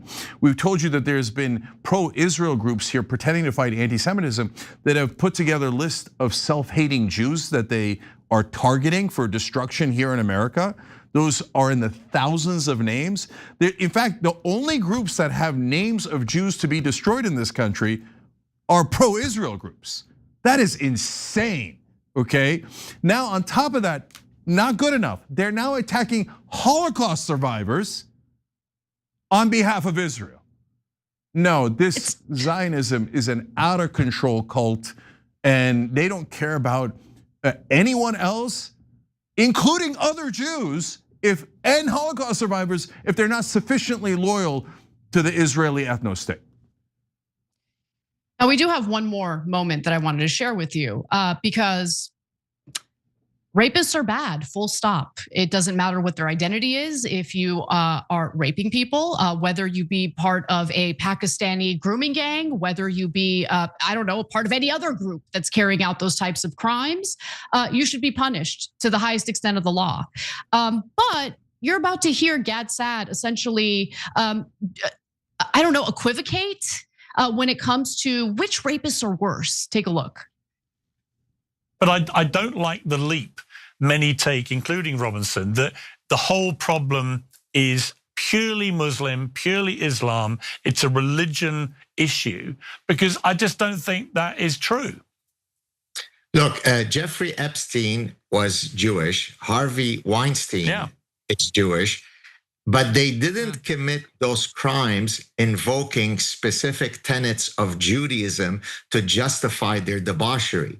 Many of the Pakistani Muslim men who were grooming and raping those little girls used the pretext of their religion to then argue, look, those girls are najis, they're impure. If we have at it with them, that is perfectly reasonable within our religion. I mean, I think that's irrelevant. I'll tell you why.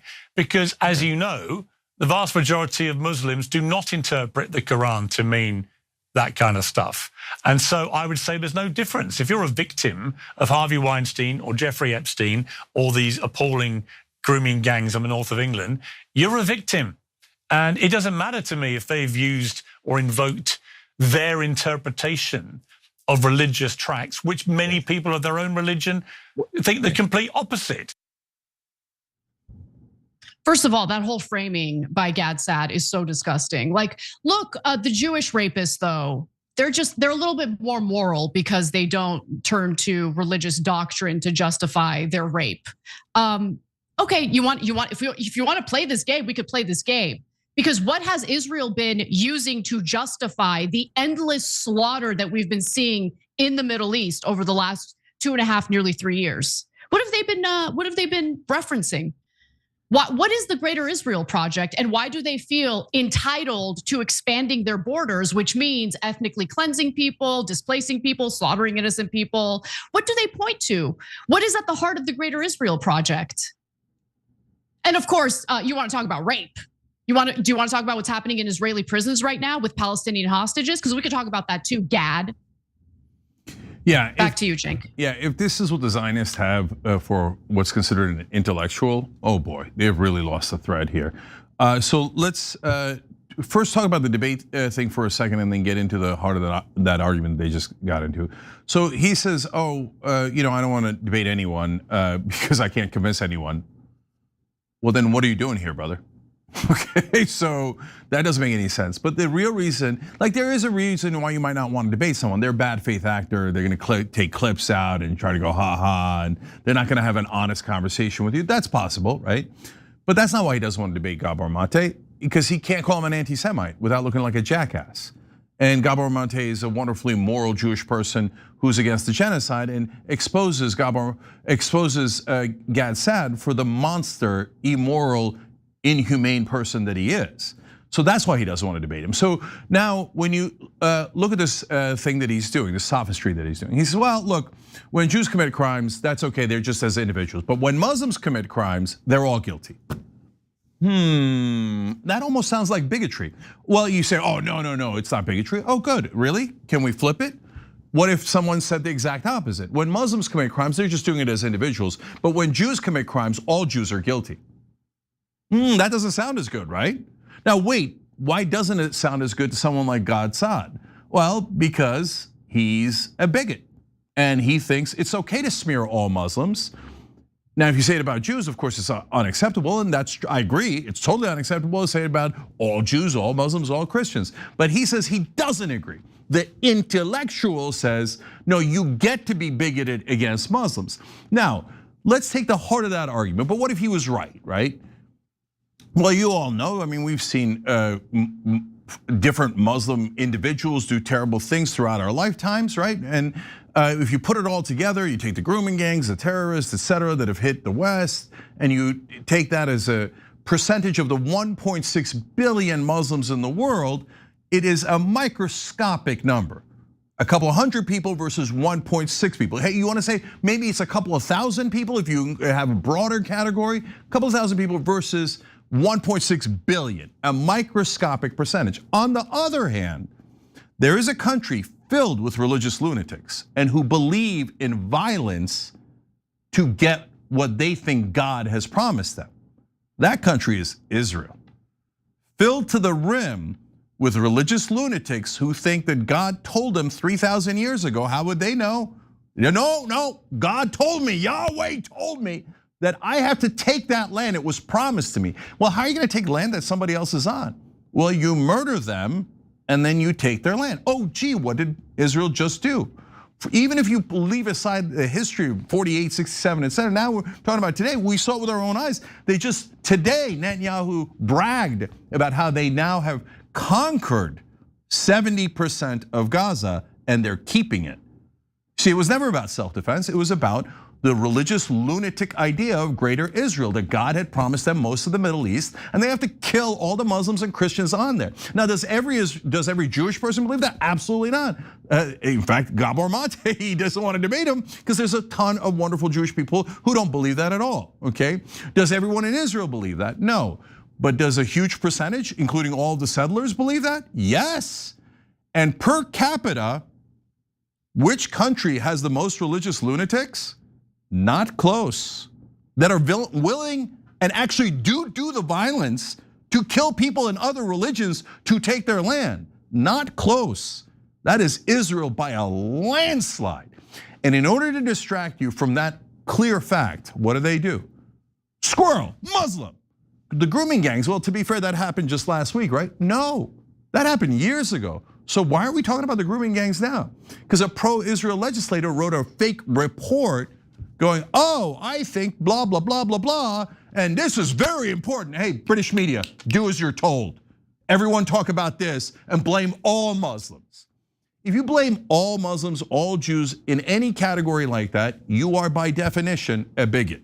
That is what Gad Saad is. That is honestly what the huge percentage of Zionists are. But they get to proudly say that all over media and nothing ever happens. If anyone were to say all Jews are responsible, they would obviously be eliminated from media instantly. They would never be allowed back on any show. But Gad Saad will be on other shows, other Zionists will be on other shows, and they'll say they're deeply racist, bigoted, and by the way, anti-Semitic message nonstop. They'll say, hey, no, if you criticize Israel, it's all Jews. You have to blame all Jews. That's anti-Semitic. And then they'll say, and they'll attack Holocaust survivors and other Jews. That's anti-Semitic. And then on top of that, they say Arabs are also Semites. They're like, oh, murdering Arabs is no big deal. You can't get any more anti-Semitic than that. Murdering 23,000 Arab children in Gaza is no big deal. You can't get more anti-Semitic and bigoted than that. And that's Gad Sad and most of these sick extreme Zionists who believe they are entitled to genocide, entitled to all of our money in America, entitled to be bigots against Muslims, but they don't want to bother their intellectual self by engaging in debate with anyone moral or decent because they know they'd get their asses handed to them. Yeah, totally embarrassing. All right, let's go to one more story before we wrap up the main show. I'm done. I'm not in that fucking political party. I am totally comfortable in a political party that spends time questioning the policies of the government of Israel. In fact, I'm enthusiastic about that. I don't want to be in a political party that denies the right of the state of Israel to exist. That's just not, I just can't do that. I'm sorry. It's just not doable. That's James Carville, who pretended that unity was the most important thing in the world when his beloved Hillary Clinton was running. Now go, unity? I don't believe in that at all. I hate progressives and anyone who dares to defy Israel. Oh, well, then that's it. I'm leaving the Democratic Party. Here's your walking papers, bitch. Go, there's the effing door. Who the hell needs you, okay? Oh, you want all the Democrats to serve Israel?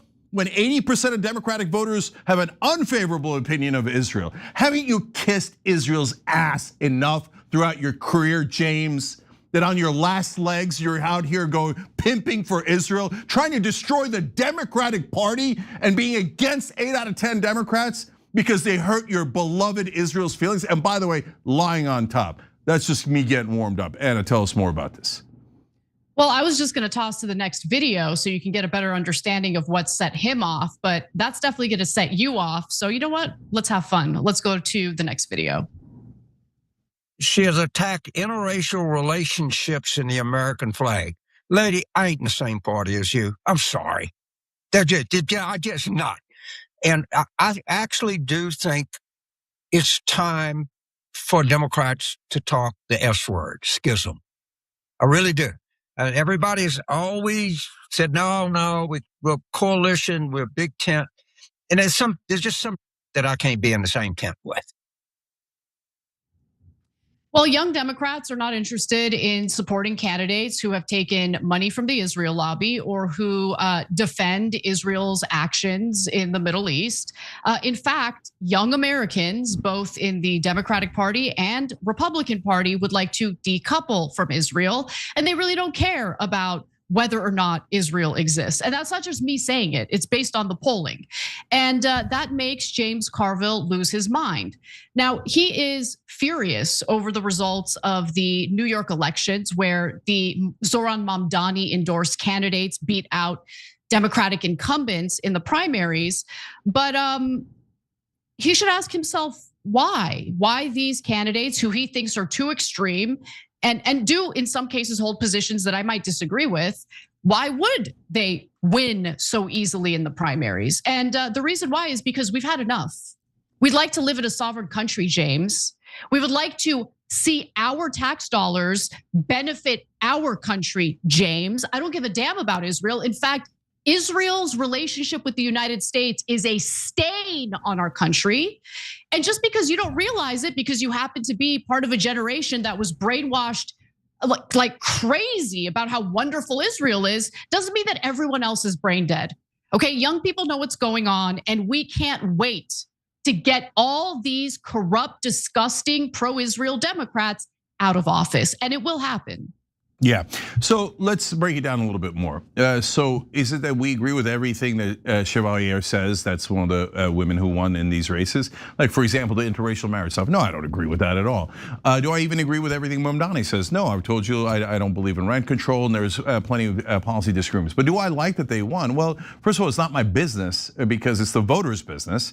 But James Carville says, no, if you don't pick the people that we want, it has all of my policy positions, then I'm gonna leave the party. And to which I say again, bitch, get to stepping, okay? We don't need you. We don't need you at all. In fact, you've done great damage to the Democratic Party by insisting, oh no, you have to be for corruption. You have to be for money in politics. You have to be for Israel. You have to be for a different country, not your own country.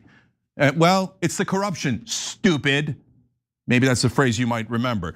So he says, they said that Israel doesn't have a right to exist. Really? Who said that? Give me the quotes, okay? Because what he's trying to imply is that not just the politicians, but the voters, the Democratic voters that voted for them are somehow what?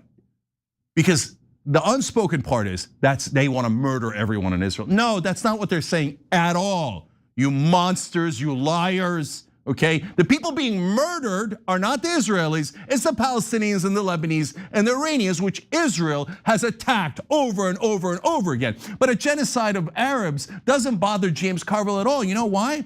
Because Arabs have never funded the Clintons, his best friends, who got him into power. So since he never got funding from any Arabs or Muslims, he doesn't care about their lives at all. At all. But he's like, taking money away from beloved Israel in the middle of a genocide. Well, I can't be in this party. Good, F off. Please leave immediately. And you're accusing 80% of Democratic voters of wanting to kill people, wanting to do monstrous things? No, it's you and your disgustingly corrupt friends in the establishment who have been in favor of all of Israel's wars, all of their war crimes, their crimes against humanity. But yeah, I know, James, it doesn't count because they're just Arabs and Muslims, and they're getting in the way of your power that you get from the Israeli lobby, right, James? You're going to be honest about it? Have the Clintons taken money from the Israeli lobby? Tons and tons, millions upon millions upon millions. But James is going to tell us, oh, that didn't affect them at all. It's just their natural love of Israel. We love Israel so much, and we love the genocide. Do you, James? Do you? I think you're a paid bitch. That's what I think. Oh, you want to cry about it? It doesn't matter. You're not in our party anymore. So James Carville is no longer a Democrat, and he could F all the way off, accusing 80% of Democrats of being monsters. You're the monster. So no, we don't have to agree with everything Chevalier says or Mamdani says to say, hey, attaboy for representing your voters, your actual opinions, and not the opinions of a lobby, whether it's a corporate lobby that has been robbing us blind thanks to the Clintons, thanks to every disgustingly corrupt Democratic leader like James Carville, who have been robbing the American people of trillions of dollars, giving it to big pharma, big oil, AIPAC, etc. Yes, thank God you're out of the party. I love it. I wish if every establishment Democrat that was a Democratic leader in this party left the party, the Democratic Party would be 1 billion times better off. Back to you, Anna. I mean, look, maybe Arabs didn't fund the Clintons' campaign. But did the Arabs blackmail Bill Clinton with the Monica Lewinsky thing? I don't think they did. I don't think they did. Yeah, if you don't know, there's a book written, no one's denied it, that says that Benjamin Netanyahu, before the public knew, went up to Clinton and said, we have the Monica Lewinsky tapes. Gee, I wonder how they got the Monica Lewinsky tapes. Oh, right, because Israel spies on us all the time. James, you know that disgusting country stole our nuclear weapons? And now threatens the Middle East with weapons of mass destruction? They stole our uranium, they stole our nuclear triggers, they stole all of our top secrets, and they stole your honor and your morality and your decency. And they made you their sad, pathetic servant. You want to talk insults? We can go insults all day long. I'm the Cajun, oh yeah, I get to say this. Well, I get to say something too, mother. Okay, I love your energy right now. I'm gonna go to one more video here. In this case, it's CNBC talking to Hakeem Jeffries about the fate of the Democratic Party. When the Democratic Party includes someone in that tent that believes these things, I don't think any of those things are gonna solve what you just talked about or an answer to any of our problems that you delineate so eloquently. They were saying, you're next, about Hakeem Jeffries, you're next, you're next, you're next. You can't think this is a positive development in New York politics, can you? And they'll just, Dems will be Dems or something like that. I don't see how you can say that. You need You need to reject those things. I think. First of all, I've clearly rejected those things. That's number one. Number two, and my record speaks for itself. This is not a Dems will be Dems situation. Donald Trump is the president of the United States of America right now. Are you kidding me? And so I'm happy to talk about primary elections in one of the bluest cities in the country. At the end of the day, listen, our focus is going to be on ending this national nightmare. So real quick, Cenk, because why are these people so like crazed about the election results? Let's go to graphic 6 and 7. So Avila Chevalier refused to vote for Biden in 2020 over his long history of supporting war crimes, writing, quote, "I voted in every election since I turned 18, but you're out of your mind if you think I'm voting for a war criminal." Funny, that was my take as well, which is why I did not support Biden when he was still in the race, and I did not vote in favor of Kamala Harris either. She also said, quote, "I am an anti-Zionist, full stop." That's the real reason why they're losing their minds. They don't care about rent control. They don't care about any of the other issues. And look at Joe Kernan. The Democratic voters decided you have to reject them as a Democratic leader. Do reject your own voters. They have been insolent and have disobeyed Israel.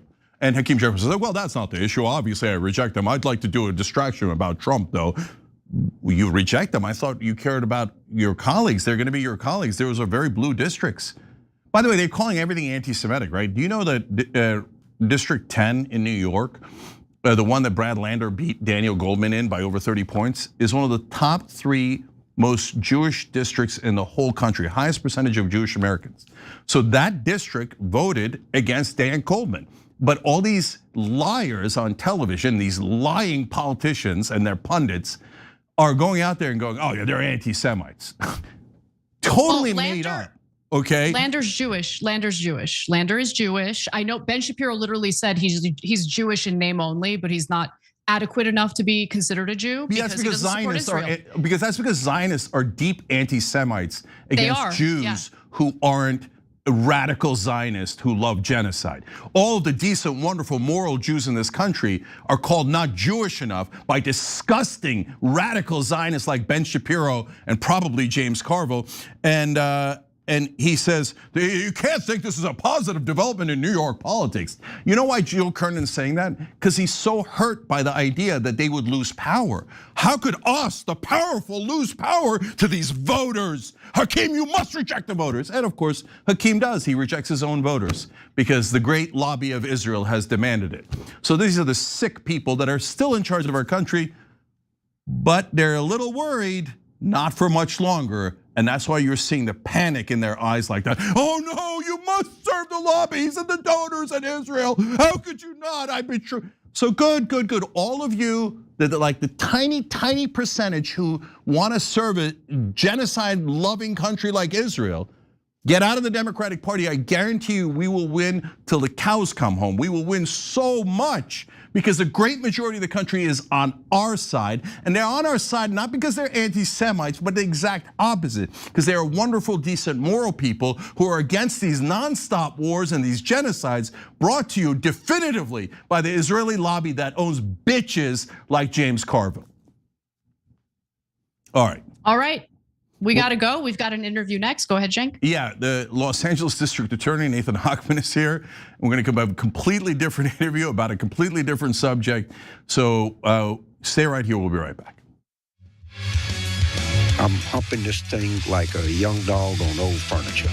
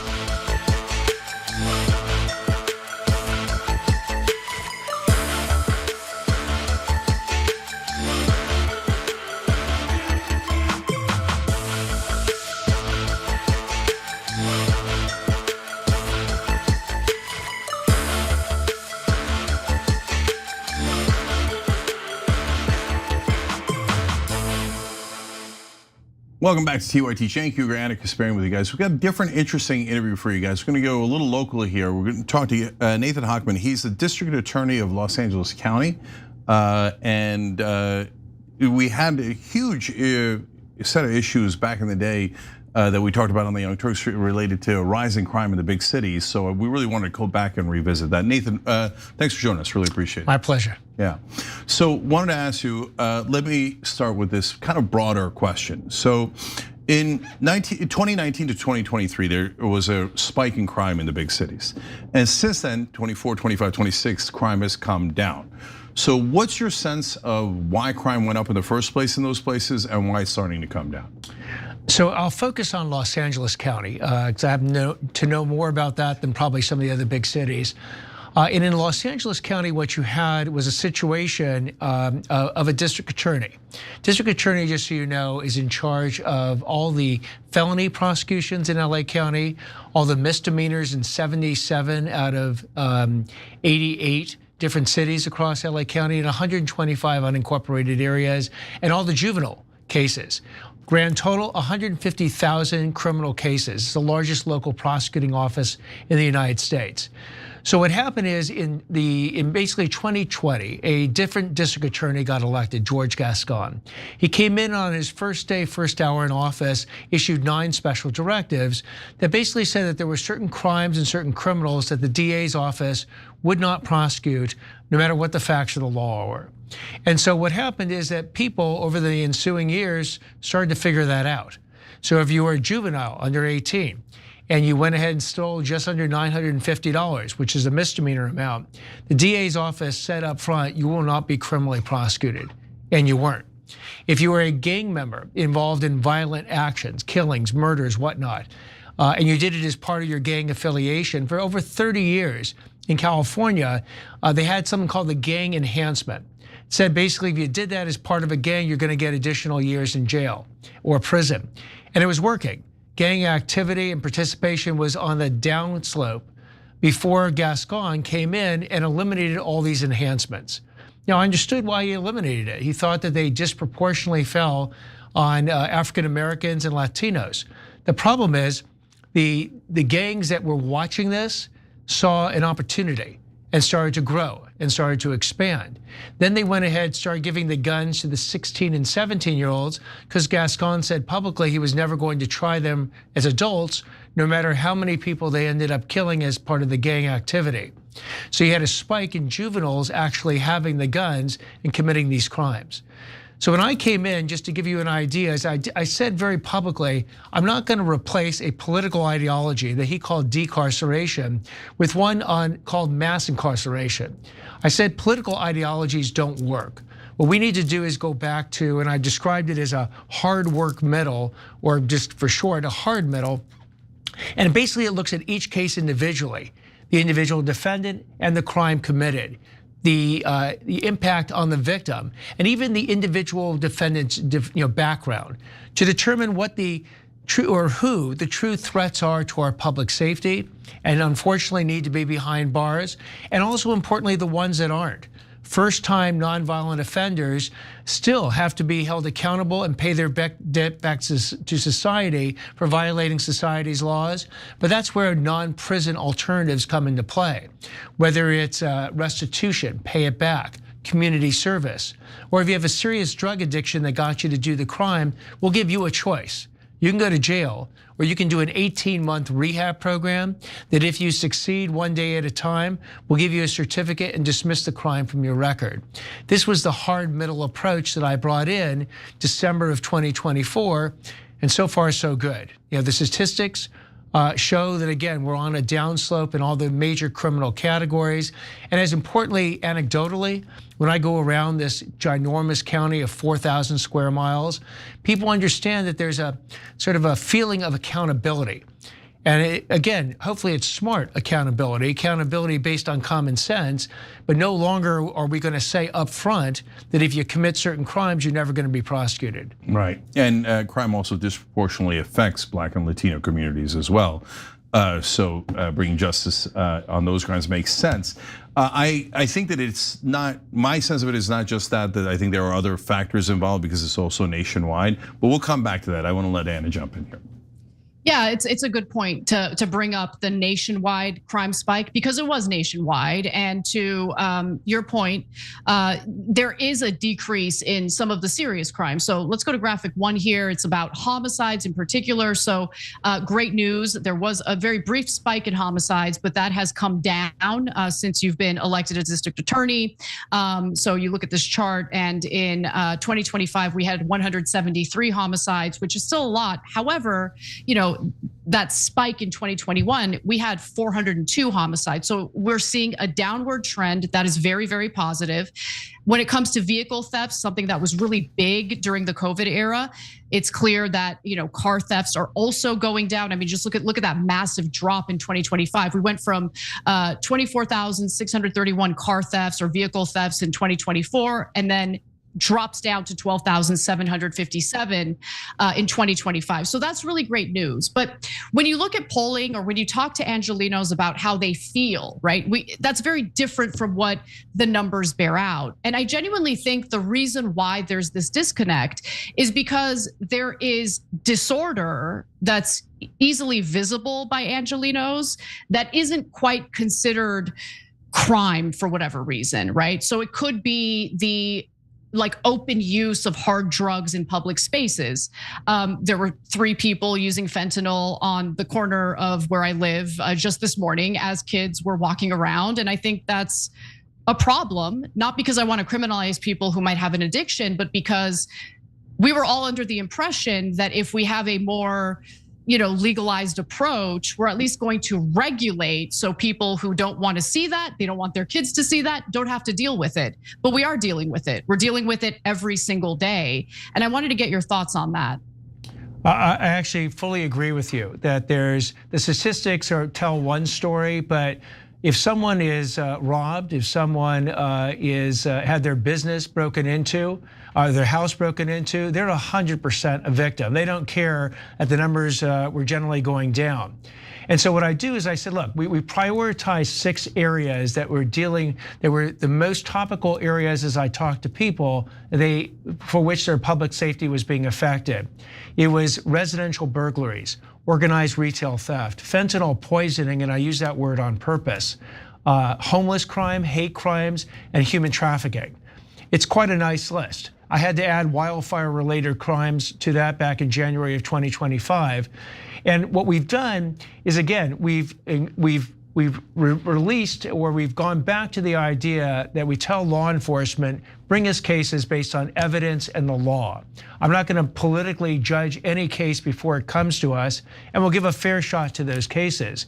The quality of life crimes have been destroying a lot of the communities throughout Los Angeles County, and we're sending a different message. I'll give you one interesting example. One of the iconic parks in Los Angeles County is MacArthur Park. It actually is, if you had a central park for Los Angeles, it would be our central park. MacArthur Park is not somewhere I would tell you to go or bring a visitor in the last 30 years. It has basically become an open air drug market where you will see people doing fentanyl, dying from it. In fact, the LA Fire Department station that's closest to MacArthur Park does many more call outs to try and revive people with Narcan than they ever do putting out fires. But what I did is I worked with different law enforcement entities and community organizations, and we're bringing a huge effort to MacArthur Park. To do that, we have to actually go through 4 phases, and we're actually in phase 3. Phase 1 was to deal with the gang aspect that was controlling MacArthur Park. And they did a big gang takedown of some of the leadership that was dealing with basically terrorizing the people who were living in the neighborhood. The second part was going after the big, large-scale drug dealers. We took down 19 kilograms of fentanyl. That's enough lethal doses at 2 milligrams per lethal dose to basically kill everyone in Los Angeles County 1.5 times over. And there's 10 million people here. The third phase is actually going into the park on a consistent basis, dealing with the low-level drug dealers, dealing with the people who are suffering, and I mean suffering from drug addictions, and basically giving them a path. You can either go and spend time in our jail system, where we can figure out some way to get you diverted into programs at work. The fourth aspect, which we're now going to be entering, is bringing the community organizations, bringing Parks and Recreation, the Department of Sanitation, and people, and not just even from the neighborhood, from all of Los Angeles, back to MacArthur Park. I've actually said very publicly, much to the chagrin of my family, that the weekend of Labor Day this year, 2026, I'm going to have a picnic with my family in MacArthur Park. I've invited the mayor, the city council, the board of supervisors, and everybody to join me in this picnic, because the MacArthur Park will be safe enough to have that picnic on that day and hopefully on the days thereafter. So this is one way we're going to try and actually bring an entire, call it methodology, to deal with one of the most central problems and turn that into a central solution. And just as a follow-up to that, and this isn't in regard to low-level drug crimes, this is more in regard to some of the more serious crimes that you may have prosecuted and accomplished convictions.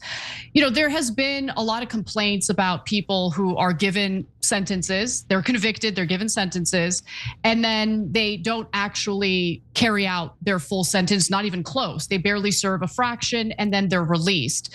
Now, the state of California has actually shut down several state prisons.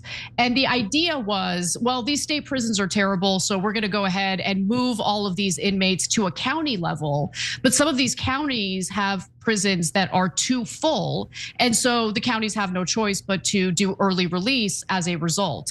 What has your personal experience been with that? And why didn't we go in the direction of actually reforming these prisons to make them rehabilitative instead of like torture chambers? I couldn't agree with you more. And let me use LA County as an example. The largest facility in Los Angeles County that holds inmates is called the Men's Central Jail, holds about 4,000 inmates. It turns out that the LA County jail system holds about 13,000 inmates every single night, which makes it both the largest jail system in the United States, the largest homeless shelter in the United States, and the largest mental health treatment center, because over 50% of the inmates are suffering from either acute or medium level mental illness. So you would think with that type of population, you would want a state-of-the-art facility to actually handle it. You would be incredibly wrong in Los Angeles County. Men's Central Jail was built the year of my birth, 1963. It had at most a 40-year shelf life, so it should have been shuttered in 2003, and it's 2026. In 2019, there was a $2.2 billion effort to go ahead and close Men's Central Jail and build its state-of-the-art replacement. Unfortunately, the Board of Supervisors chose, instead of to go forward with a contract that they had otherwise signed, to basically completely scrap the idea, pay over $70 million to the general contractor for a breakup fee, but promise us that we would have local institutions put out throughout Los Angeles County to deal with a mentally ill population and some serious and medium serious offenders. We've gotten nothing in 6 years, nothing. I keep raising this idea because, quite candidly, I believe in a quote that I ultimately tracked down to Dostoevsky, which is this, and I'll paraphrase it. You measure the quality of a civilization not by the quality of its museums, but by the quality of its jails and its prisons. And I've looked at each member of the Board of Supervisors, 5 people, in the eye. And I said, on that metric, you folks are a complete failure. And I, as a resident of Los Angeles County, as the DA, I have joined you, sadly, in that failure, but enough is enough. We need to figure this out immediately, and we have to be able to provide a treatment center so that mentally ill people can get treatment. We have to provide productive skills to people who are there, so when they get out of jail, they actually can do something more productive than commit crimes. And certainly we have to detain people who require that type of detention. I full-heartedly agree with everything you just said. And to your point about the LA County Board of Supervisors, when Gavin Newsom came out with this idea of care courts because he saw the need for mental health facilities, we should not be putting people in prison when they have severe mental health issues. They need to get professional help.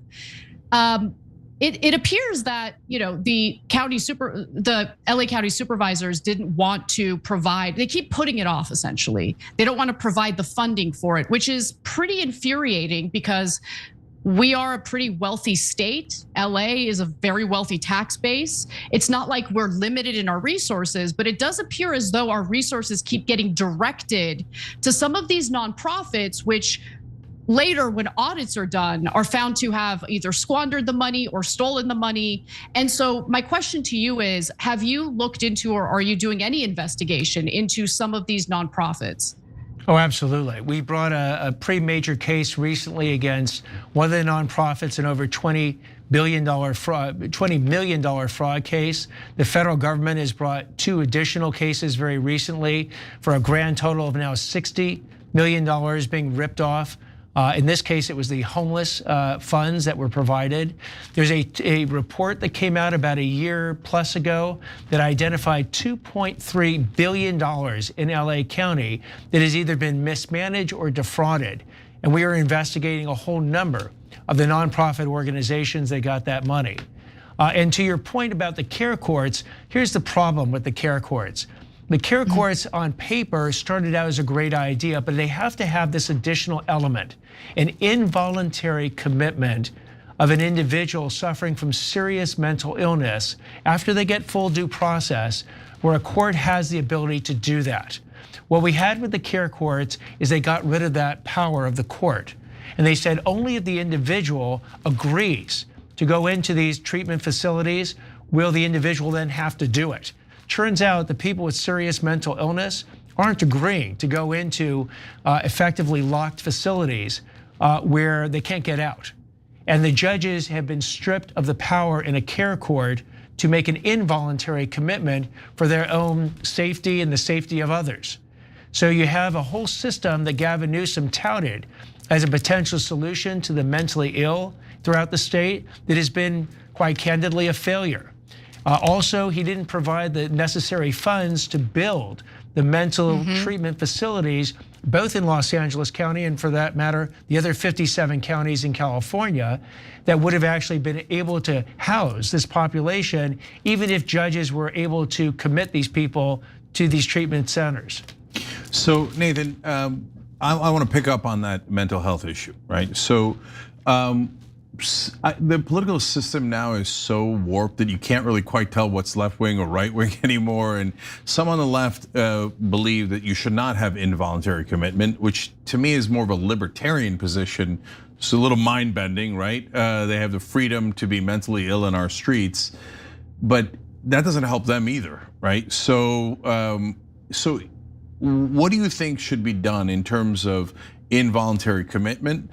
And especially in the very difficult situation we're in now, where the mental health facilities aren't great. I mean, we all want them funded so that they're in better shape, but what do we do today? So again, we don't have involuntary commitment other than a 5150 hold for 72 hours, unless someone goes through a very lengthy process to get a conservatorship over an individual. And even that is a year-by-year conservatorship, which takes up an enormous amount of time and resources. So we need to do what exactly you were suggesting. We need to have a very effective mental health treatment methodology, where people get due process rights, they get lawyers in the process. But if it's determined they're at that point of a serious mental illness where they can't care for themselves, where they pose a threat to themselves or others, then yes, an involuntary commitment at that point should be instituted, but we need great facilities to put them in. And so I'm a huge advocate of the funding for those facilities. I'm a huge advocate of a sort of a real common sense system for them to go through to, again, I'm not looking to throw everybody in a mental treatment facility. We need to put the people who otherwise will be on the street. Often they suffer from drug addictions. They're one fentanyl blast away from dying. You know, we lose 6 to 7 people in our homeless population in LA County every single day to an overdose. Every day. Every day. So how is that humane? How is that compassionate? I can answer my own question. It's not. You're absolutely right. And so we need to figure out a different solution if people actually care, as I do, about keeping these folks alive and as well as possible. So I agree with you. And I also want to just make sure that we're fair to those who are concerned about mandated or institutionalizing people against their will, for instance. And I agree with you. There are some people who have mental health conditions that literally make it impossible for them to make decisions for themselves. We know that exists. But what safeguards do you think need to be put in place to ensure that that system doesn't get abused? Because in the past, it has been abused or had been abused. And so I think that it is legitimate to be concerned about repeating the same mistakes we made in history. We don't have to, right? We could be smarter this time and make sure that we're protecting people's rights and we're actually approaching this in a way that helps them improve their lives. But what do you think needs to be done in order to ensure we do protect their rights? So I think at least 3 major safeguards would be very effective. First, make sure each one of these people has an attorney, an advocate for them in the system to make sure that every aspect of due process is being respected and the judges make decisions based on the evidence and the law and not just some willy-nilly decision that's not based in either. The second is to make sure the criteria is very specific as to what a judge has to check, what boxes the judge has to check off, and evidence that has to be presented in order to have a person involuntarily committed. The third check would be having reports. In other words, you wouldn't just put someone in for 5, 10 years at a time. You'd have a methodology where reports would be made either at the 6-month mark, the 12-month mark, the 18-month mark, to assure that the person is still at the point where this continuous commitment is appropriate. And then the fourth aspect of it is to, again, regulate the places that they're going into and make sure these places are operating at the highest levels. If you did that, then we could actually start solving a bit the mental ill crisis that pervades LA County and the entire state of California. So at least one more question here, Nathan. So we had activists who said, and it depends, right? It depends on which activist, which city, what the policies are. So for example, activists in New York who said we shouldn't do stop and frisk because it's targeting blacks and Latinos at a 94% rate. That's outrageous, and I think those activists were absolutely right? But then we had some activists in New York, LA, and San Francisco who said, no, if you get tough on crime, that the local communities are gonna be upset, et cetera. And my sense of it was, no, if you're tough on crime, but it's not really crime, you're targeting minorities, then they'll be upset. But if you're targeting crime itself, no, there won't be community outrage. My guess is that the community will be happy about that, right?